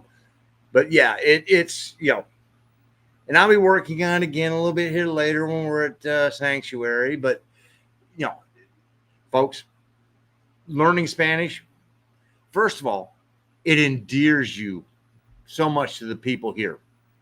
Even trying, that's all it takes. And we've had some fun conversations, and some of it has been with broken Spanish and broken English, but we agree with what Mark is saying 1,000%. And by the way, Mark spells his name wrong. Well, no, I just don't have an O on the end of my name. That doesn't even make sense. Yes, it does. You don't spell Mark O with a K. Marco. Well, he's spelling his name like French, Mark. Well, but most of them have an O on the end of it. Yours down is here. more Germanic. Yeah. Just saying. Well, where's my family from? Oh. Yeah. Okay. Tommy sounds like my spirit animal. Yes. Oh. Don't dare me. That's Tommy. That's Tommy. That's our boy. See. Hi, Thomas. Thanks for joining us. How would you rate San Chris compared to all the places you guys have lived? Is food poisoning a consistent issue? I can answer the second part real easy. Yeah. No. No, we had no issues with food poisoning that we're aware of. I did get sick, but I don't know what caused my illness. I had a couple of really weird, large welts, bug bites from something. And yeah, I don't know. I don't know if I just got a flu, a cold. It could have been anything. I mean, And, and but I don't think it was food. no, and I we think both ate the same stuff. And I think the one time that we sort of went, could it have maybe was that Mercado in Merida? Okay, but that's not San Chris. No. I'm talking about the second part of it, Right, though. So right. overall, I mean, that was the only time in almost 2 years now Yeah. that we have gone. Could it have been? And that was we ate it in Mercado. And one of the things that we do is, if we're looking like right here in Huatulco, just to give you an example, if we're going to go eat tacos, we're going right across the street to Los Parabos. Oh my gosh. Because so good. You follow the locals. That place is hopping every night. And there is a line waiting for a table. Yes. And so anybody comes to Huatulco, Los Parabos, you want tres tacos de barbacoa, 30 pesos. Or ribeye. The ribeye tacos. Ooh. Para ribeye, really good. 40 pesos. Really para good. Tres. But as far as San Chris, the honest answer about San Chris is that it was one of the most beautiful, most comfortable places we had ever stayed. Now, we were not in town. No. We were on the edge of town. And we were right up against some woods and the side of a mountain. The temperature was amazing. The nature and the relaxation, the whole tranquility of it was amazing. And just to give you a reference, it's even more amazing temperature-wise now that we've been in Huatulco. Oh my God, that's true. I mean, just that's true. But San Chris has an underlying. Chiapas has that, and San Chris is in Chiapas, yeah, and so it cannot be avoided.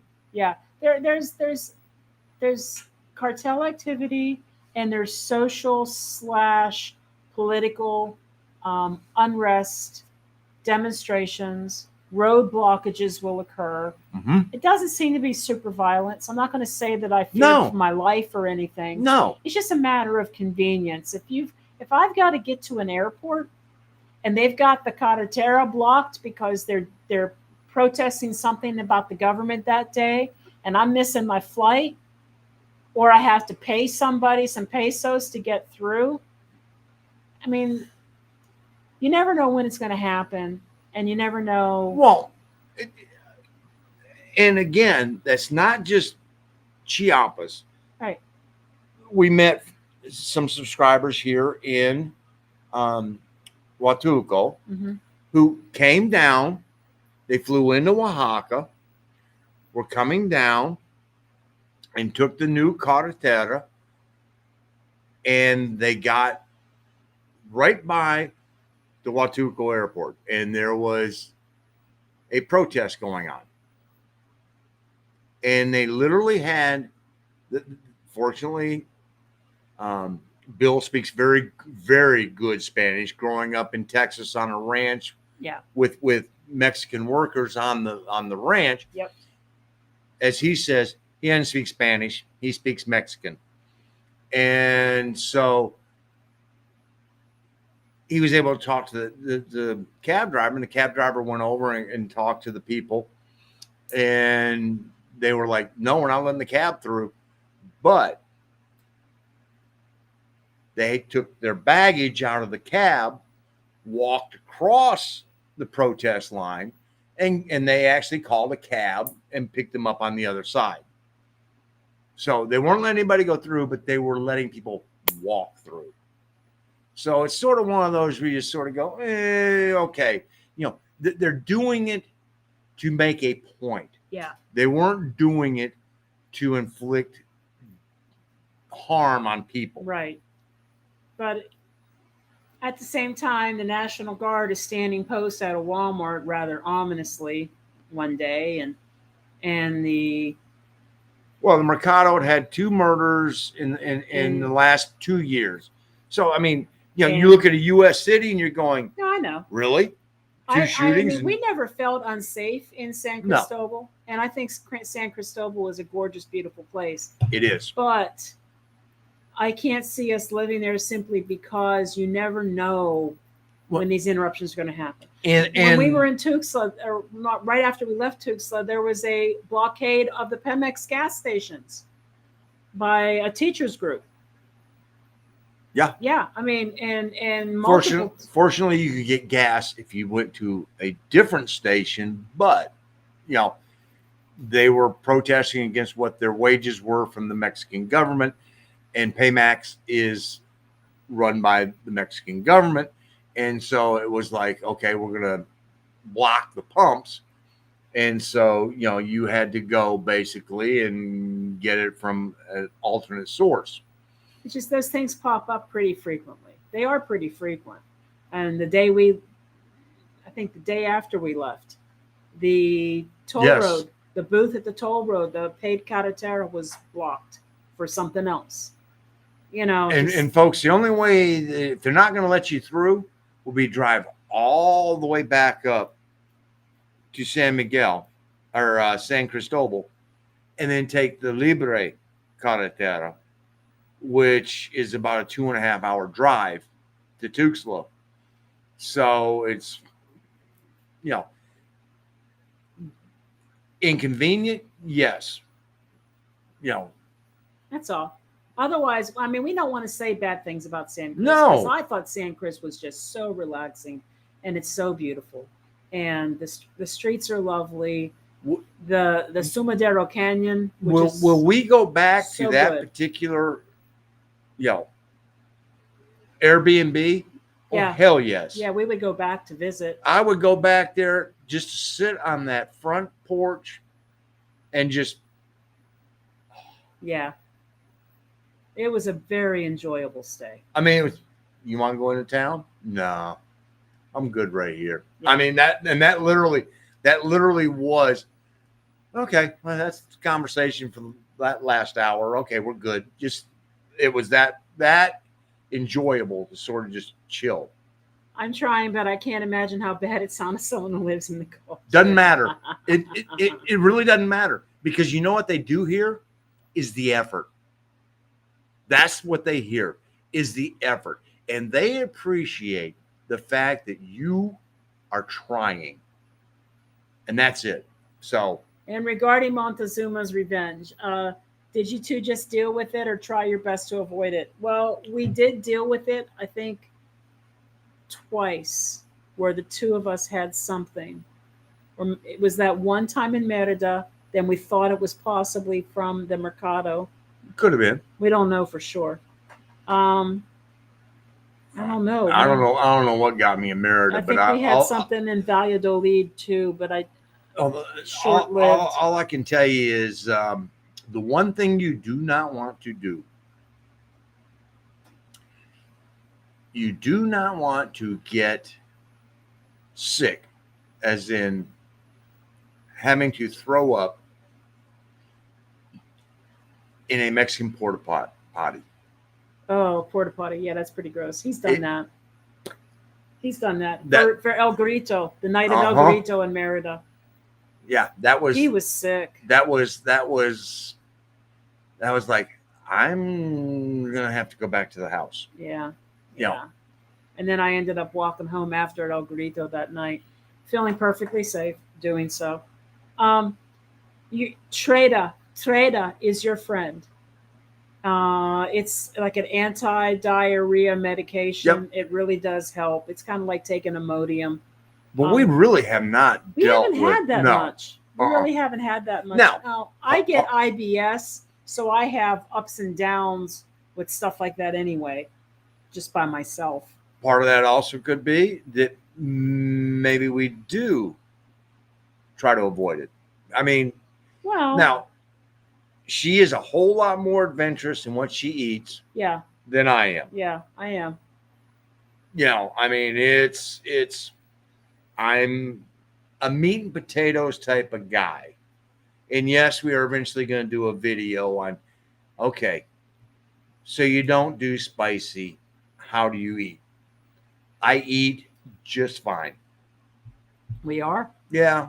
That's interesting. It's the first I heard of it. No, we talked about this, but yeah, it's I just go, I stick to what I know, and I have expanded and found that there's a lot of things that I do like. So 62 on the lake in Michigan? I'd take it. I would take it. which lake? Yeah, which lake are you at, Goldfish? You on Lake Michigan, or are you on Ontario? Autumn. It's autumn. No, it ain't. It's time for pumpkin spice and Halloween movies and yes. Jiminy Christmas. Yes. The damn coffee companies think it's always time for pumpkin spice. I make my own pumpkin spice. So, Tom, being a teetotaler, as you both know I am, you make me drink. Of course we do during the live stream. I've only had a michelada. A Michelob Ultra, now drinking a rosé and a Spanish white wine next. That's my the way boy. To do it. Okay. He's near Grand Rapids. Does that answer your lake question? Yes. Every day. I actually lived in Grand Rapids. Oh, Lake Michigan, he says. Lake Michigan. Yeah, okay. Grand Rapids. That's on. I will be Goldfish. Hopefully, both of us will be there. Yeah, probably. I'm not exact. We haven't nailed down the location. We're looking at New Haven, and in that particular area, because my family is all from Michigan, and we're actually next summer going to be doing a week-long reunion up in southwest corner of Michigan, somewhere up in there. It's just a matter of where they find. I'm out of the loop. All I'm being told is when, where, and how much. Yeah. So we'll be coming to Michigan next year. Whew. And yes, any major city in the United States, in comparison to the places we lived, is a nightmare. And yes, the scare is. I mean, what we have encountered here in Mexico, we really have never been in a position where I have gone, we're in a really bad position. And I've had to go, all right, I'm going to have to take evasive, whatever. I'm going to have to do something. Never. I've done that in the U.S. I have, been in a suit driving a white Lincoln Town car in the wrong part of Atlanta and gone, I am not stopping for stop signs. And so here in Mexico, no, never once have I felt anything like that. And now, look, Jesse, really? Creep drives up, slows down, rolls the window down, and starts making stalkery, kidnappy comments. In Chapel Hill? Oh, no, that's right. You're in Durham. Shit. Yeah. No, it's just, creepy people. People. Not Mexican people. Yes. Tom Smith. Yes. Mezcal. It'll fix it all. Or tequila. Whichever you prefer. Totally on the mezcal kick. Oh, poor Goldfish. If I see another pumpkin spice advertisement, I make my own. I literally put pumpkin spice in the bottom of my filter and throw the coffee grinds on top of it and brew my own. So I'm all about it. I'm ready for Hocus Pocus, some zombie movies, some ghost movies. I'm going to be streaming. It's Halloween time almost. Hey, you know what? No. It's fantasy football draft time. Oh, that's true too. Come Sunday. I got no time for this. Hi, Mark. Great show, guys. Just sent money to your PayPal. Thanks. Thank you, Mark. We appreciate that very much. It helps a lot. Honestly, it does. And see, especially since I'm not working. and see, Mark's there in Zipolite, another one who will be able to come to the meet and greet there in Querétaro. That's going to be awesome. Thank you so much. And what? Mark is definitely meat and potatoes. G and I go for God, yeah. Yes, we do. We try almost anything, right? First night Gene and I ordered the exact same thing. Fall weather in PA, jumping back up again to 90 this weekend. That's Indian summer, man. That's Indian summer. No, it's too early for Indian summer. Indian summer is that first 2 weeks in October when you get that last boom. It's 85, 90, and then the next week it's in Pennsylvania. The next week it's high of 45. And you're like, oh, reminds me of that song by The Doors, Indian Summer. I love that song. It's a weird hippie song. Greg, it's supposed to be the peak of summer here in the Vancouver area, but it's 19 Celsius and keeps showering. Oh, so now you've got this wet coolness coming on. That's not necessarily a bad thing, but damp and cold can be uncomfortable after a while. Jesse, please stop. Jesse, please stop. Too funny. If you have a pumpkin spice recipe, let me know. Goldfish, it's this easy. McCormick pumpkin spice. I just get a container of McCormick pumpkin spice, and it's like the Frank's Red Hot. I put that shit on everything. That's kind of how I am with my pumpkin spice. It goes on my French toast. It goes in my coffee. It goes in my chai tea. It goes wherever I can put it. If I could put it on ice cream, I would. I like it. I know people are like, what? Starbucks. McCormick's has become our very good friends down here. Yeah, except. I mean, well, not really except. I mean, it's a little different. We had to sort of figure this part out. But, Amazon Mexico, there are things that we like to cook. Like we like to do a taco salad. And so you're not finding an old El Paso taco seasoning down here. It ain't going to happen because the tacos are different. I mean, that's just what it is. And so we went and were like, okay, you know what? Some good old-fashioned taco seasoning would be good. Because we can find the ground beef, we can find the lechuga, tomates, cebollos, all the rest of it. Right. And so we ordered it online. Whoa. The sodium content. Oh, you could taste it. You can taste it. You taste more salt than you taste flavor. And I absolutely hate it. It is so salty. It's unbearably salty. So when I get back to the United States, I'm going to be buying some old El Paso or something, Ortega. I don't know what. I'm buying some taco seasoning. We have cut it down in half, and or I'll make it. I'll find a recipe online. We have been able to do that, but and okay, it's tolerable at half of what they call. But the chili seasoning for my chili, perfect. The chili seasoning is good. Well, and a taco seasoning has chili seasoning in it. It does. It's got chili, cayenne, paprika. We could probably make our own. We should make our own for sure. Thanks, guys. Get them. All right. Adolphus, do you have air conditioning? We do where we are, but we try not to run it too much because we are in the height of the hot season here in Huatulco. And is there not a height season? Well, yeah, there is. Okay.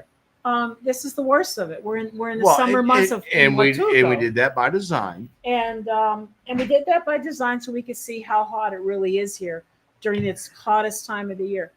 But we also know from experience, having gone to live in Merida and Progreso, Tulum, Playa Car, we have an idea, an understanding of how much electricity can be. So we try not to run it too much because We try to be responsible guests. Yeah. I mean, because it's really it can be very expensive. So we don't run it much. We leave it on dry in the bedroom because that'll at least cut some of the humidity down. and we leave the one running upstairs almost all the time because the cool air comes down. Not much though, but it's good when he takes a nap in the afternoon, and it's good at night. And because it's on dry, it's not using as much electricity. We don't really run these ones downstairs. Nope. They're only in the bedrooms. They're Yep. not in the living room or kitchen. And boy, it can get hot in here. Oh yeah. We only run the ones in the bedrooms pretty much when we can't stand it anymore, which Or we're doing this. So that we're not sitting here just totally glistening. I'm dying. Yeah. But we do have air. We just don't run it here because of the expense. From 1 to 10, how bad was my Spanish, honey? Well, that's Goldfish's question. I know. He's asking two gringos. That's a scary question right there. I know, right? I mean, no, you're fine. And realistically, to be honest, Goldfish, it's the effort. Yeah. And there are times I go, I think I'm doing pretty good. And then all of a sudden I run into a conversation and it's like, oh shit, I am way over my head. But I just keep plugging along, and they really appreciate that effort, and they work with you. And the first things that you learn is, puedes hablar más despacio, por favor, because you got to slow them down. Yep. I mean, that when they get going and they get excited, yeah, right. That's how you end up with 5 bags of tacos. I mean, so do they have pumpkin spice in Mexico? Indeed. It was McCormick. McCormick is big in Mexico, but I want to say we found it somewhere in the Yucatan. Well, and they use pumpkin in a lot of things down here. Yeah, but pumpkin spice is a different thing. No, I get that, but they do use pumpkin. I want to say it was at a Chedraui, more than likely, probably in a very gringoed area. So it was somewhere in the Yucatan. I can't remember how long we've had it. It might have been Merida. You're asking me because I never used this stuff. It might have been Merida. You put the shit on everything. I put it on nothing. I put that shit on everything. Yeah. That's true. And Suzanne does not like the pumpkin spice, except the real one on the porch. And there you go. See? You're funny as hell, girl, Dad. I put that on everything. Yep, I do. Good gracious, people. It's August, still summer. Yeah, but feeling like it's fall makes me feel cooler. My soul's not on fire and melting.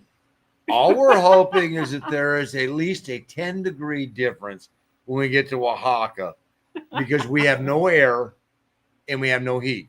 So I spit up my whiskey from that comment. See, now if I was drinking my pumpkin spice coffee, I probably would have snorted coffee from my nose if I had laughed like that.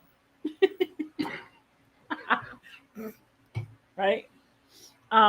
Once was able to get a pumpkin spice coffee with pumpkin spice bagel with pumpkin spice cream cheese. So happy. There you go. The trifecta. No, hold on. The trifecta. Yeah, but we know Tommy.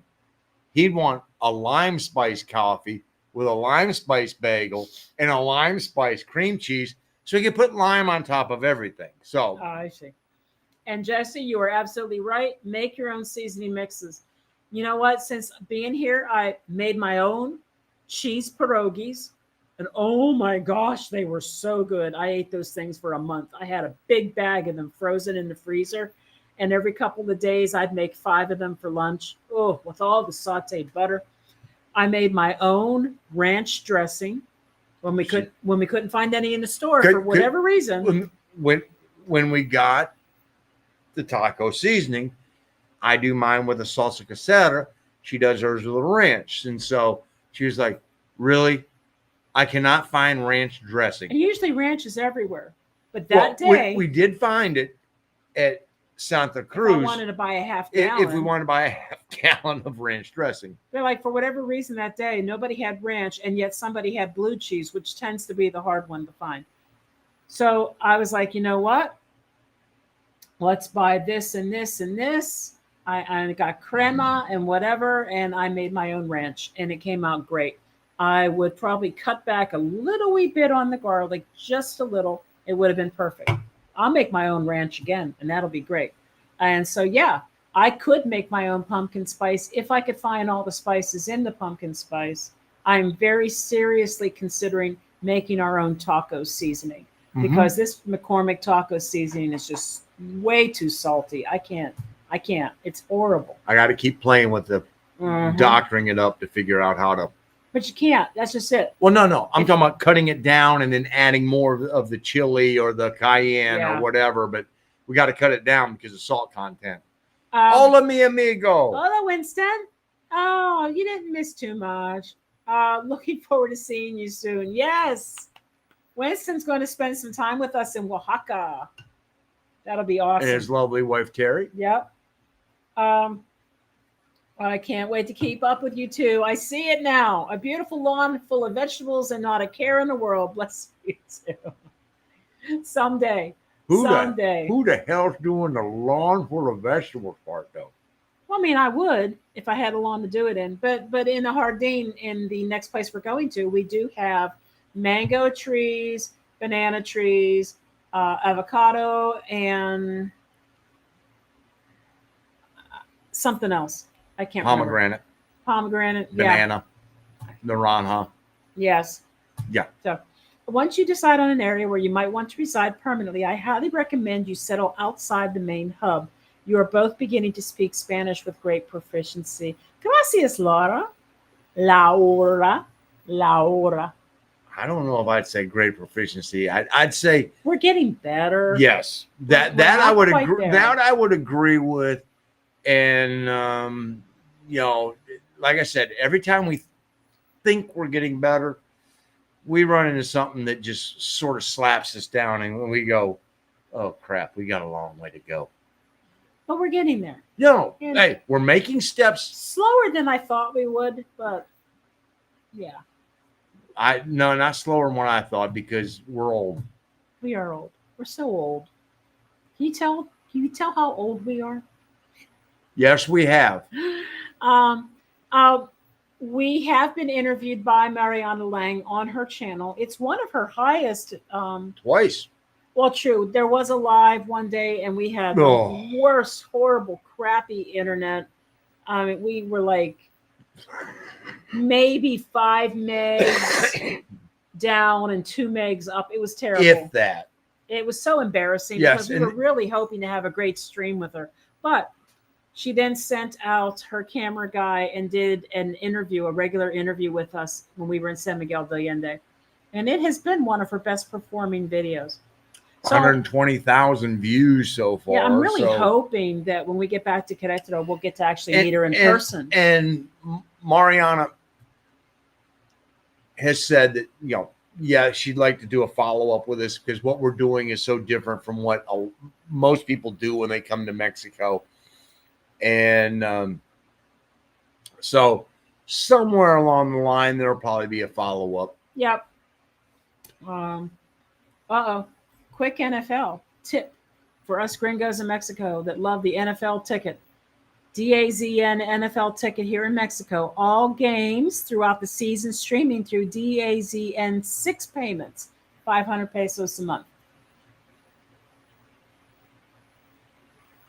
Okay.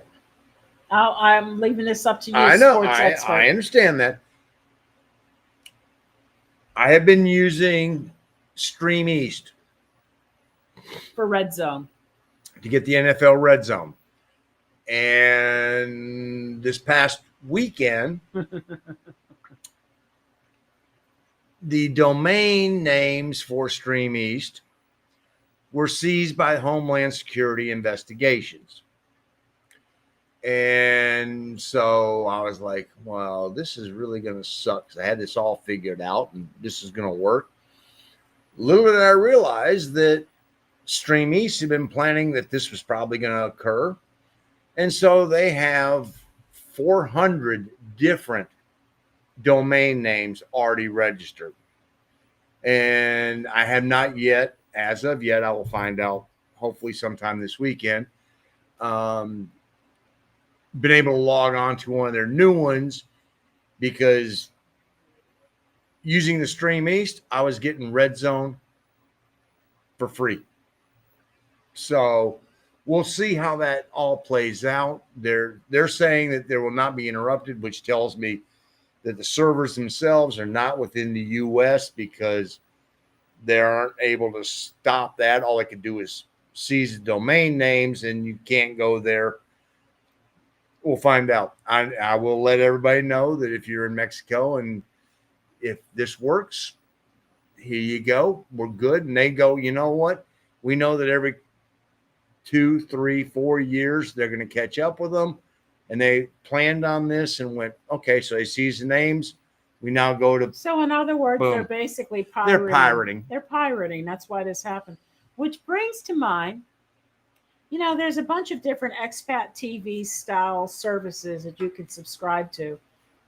Different names, expat TV just being one of the names. None of these services ever tell you the confirmative list of channels that they have. Only that they have over 1,000 channels. I firmly believe they're pirating as well. We had one of our friends look up my favorite shows that I stream on actual streaming services, including Netflix, Hulu, Peacock. I'm thinking there's a Paramount. And then she looked up, list, and she looked up all of them. And she looked up all my sports ones, and they were all available on her expat television service. Okay, I pay multiple streaming services for the ability to watch these, and this one service has them for the cost of 1 or 2 streaming service subscriptions. It just tells me that they're pirating them too, but they're doing it. People are using it. But at 500 pesos a month, if we were in one spot at one time, 500 pesos a month, I'd be going, and I don't have to worry about the ads and everything else. I'd be like, come on, that's a good deal. So thank you very much, Mark. That's very valid, good information. Oh gosh, Mark, you are so right. The ranch dressing in Mexico doesn't taste the same. I think, this is what I think. I think it's because it doesn't have that buttermilk flavor.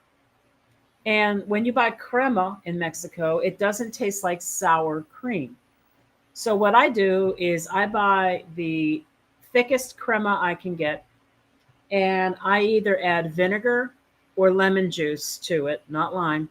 I also have the True Lemon crystal packets, and I could just buy crema and just add those True Lemon crystal packets to it, and that gives me sour cream.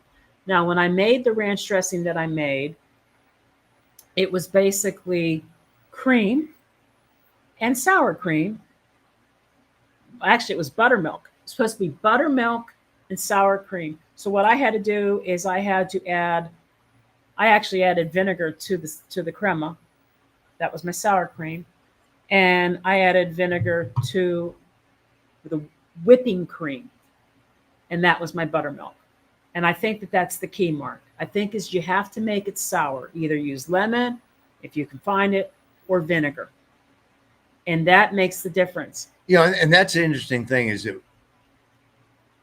finding like a real lemon, squeezable lemon juice was very problematic here in Mexico for a long time. And when we finally came across it, we were like, buggy, just put them in the buggy. But this saves me a lot. True lemon packets. I get them on Amazon, Mexico. I used to buy them in the United States, and they were less expensive in the United States. But even buying them in Mexico, I use them enough. I mean, I put one of these in a liter of water, and that's my drinking water. Um, and you can also get them in orange, lime, and grapefruit. Mm-hmm. I don't care for the orange. It has a weird, funky taste to it, and they actually add a sweetener to the orange, probably to combat that weird, funky, bitter taste. But the lime, lemon, and grapefruit don't have any sweetener. They're just crystallized, basically citric acid. And I use it for cooking, and I use it for my water. So there's a good alternative. That's how you make your buttermilk, and that's how you make your sour cream, vinegar or lemon. Oh, tongue twisters. Okay, so wait. Why does this? Okay, so it's tres tristes tigres tra. Is it tragaban, trigo, and un trigal? Tres tristes tigres tragaban trigo and un trigal. Very good. See? What's it mean? Three Three sorry tigers. Three sad. There you go. Three sad tigers.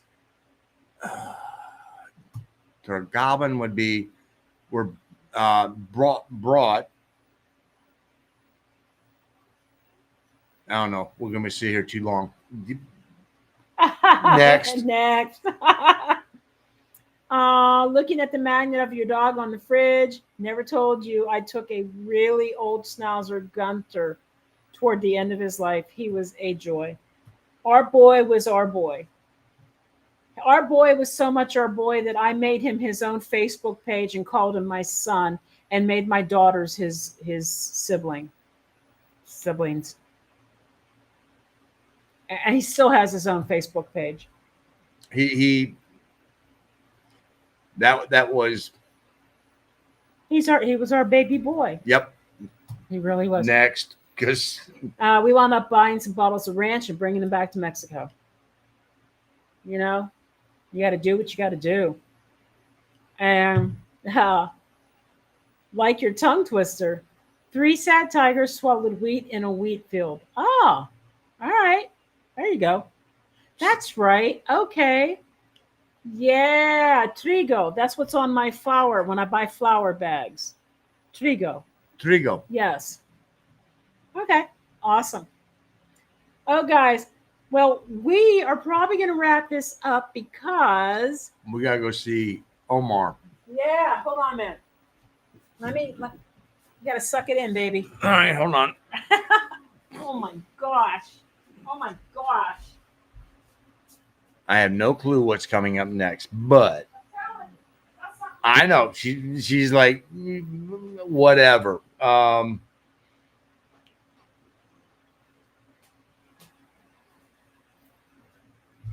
Okay.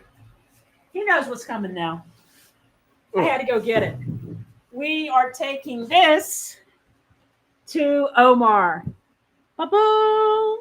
There it is. And we're praying that Omar knows 2 young men who want to make some money. Yep. Saturday. That's important, and so is the 2 young men because, any info on how easy it is to have a dog in Mexico? Dog parks, wild animal safety, believe it or not. We have coyotes in Durham. People friendly to dog owners. So dogs are everywhere. Yes. Dogs are everywhere, and Mexicans are very used to having neighborhood dogs where the whole neighborhood takes care of a dog or 2. But there's also a big, huge issue with homeless dogs. Mm-hmm. And I don't think it's that hard to bring a dog into Mexico, but you do have to have like certain types of medical records and things like that. We don't know because we haven't done it. I can't give you the details. But we could find out since Annie Vet and Arlene brought in 2 dogs. Yeah. One Piquito, one Grande. And that was part of the downfall that they had was because Lady is a big dog.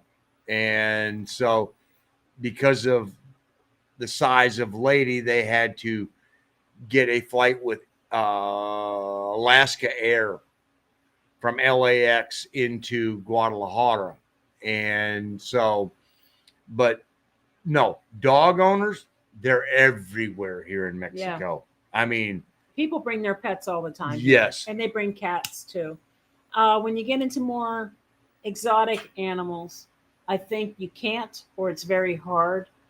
I've never known anyone to bring their lizards, their snakes, their spiders, their birds. It might just be cats and dogs. I'm not 100% sure. But for those people who bring cats and dogs, a lot of people do it. It's not that difficult to do.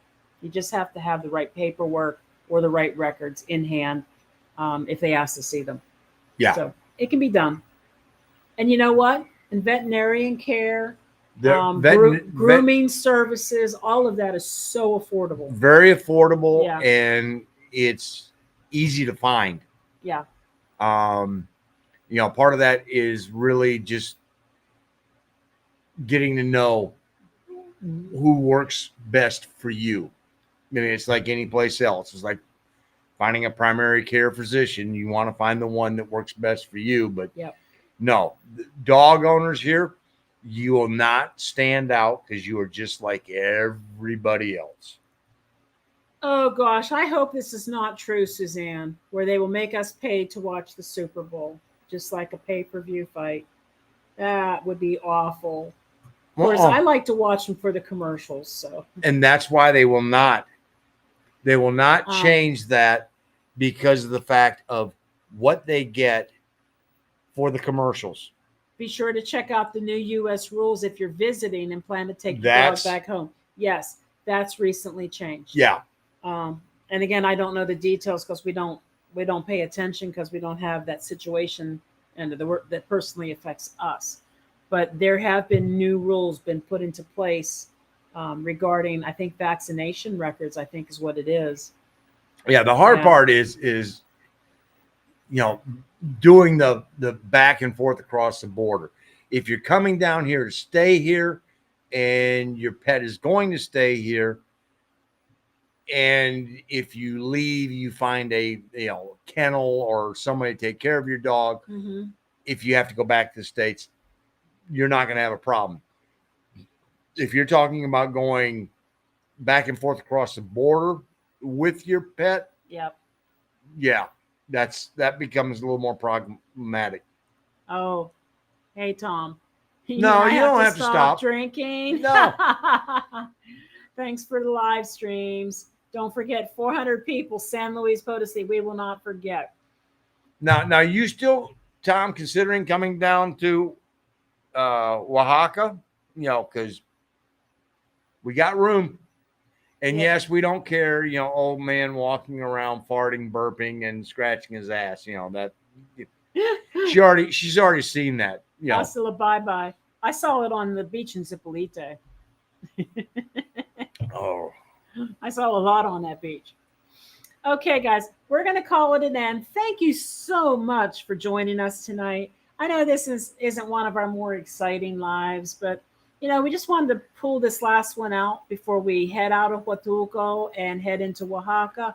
Obviously, on our channel, we have started dropping the Huatulco videos. We're always about 4 weeks behind. So there will still be a fair number of Huatulco videos. Yeah. That, you know, we still got Zipolite. We've got Zipolite to put out. We've got the tour of the bays that we took. Yep. And then we got more of Centro and just Huatulco in general. And then we have the wrap up. The wrap up. Yep. So that's like 4 more videos, 4 weeks. Yep. Perfect. And Goldfish, I'm emailing you about the pictures I will send today. Girl, you will love the pictures. Awesome. Thank you, Goldfish. And Laura, I volunteer in a 3rd grade classroom to help students with English consonant blends for English-speaking students.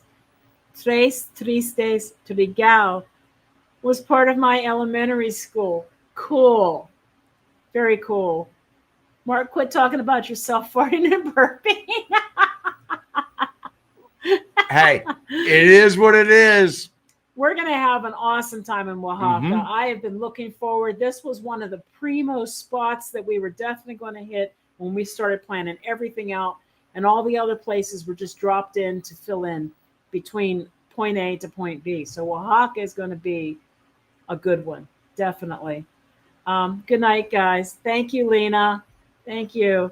Alma, I'm going to send you a taco mix that I use, and I would imagine you can find all the ingredients there. Oh, I think they're all here. It's just a matter of Gracias, Alma. grabbing. Thank you, because this other stuff is whoa. Whoa. Good night, Michelle. Gracias. And good night, Linda. All right, y'all. I can't wait to see what he thinks. I'm so excited. I somehow have a feeling that he's going to be pouring her a mezcal. Oh, I have a coupon for a free mezcal. Yeah, anyway. well, I don't think the coupon's going to make much difference. I got a feeling it's going to be here. Yeah. That's right. All right, guys. Besos a todos. Besos. Good night, todos. everybody. And good night. Good night, Jesse. Have a wonderful evening. We will see you in 2 Dos semanas. from Oaxaca. See, from the Jardín.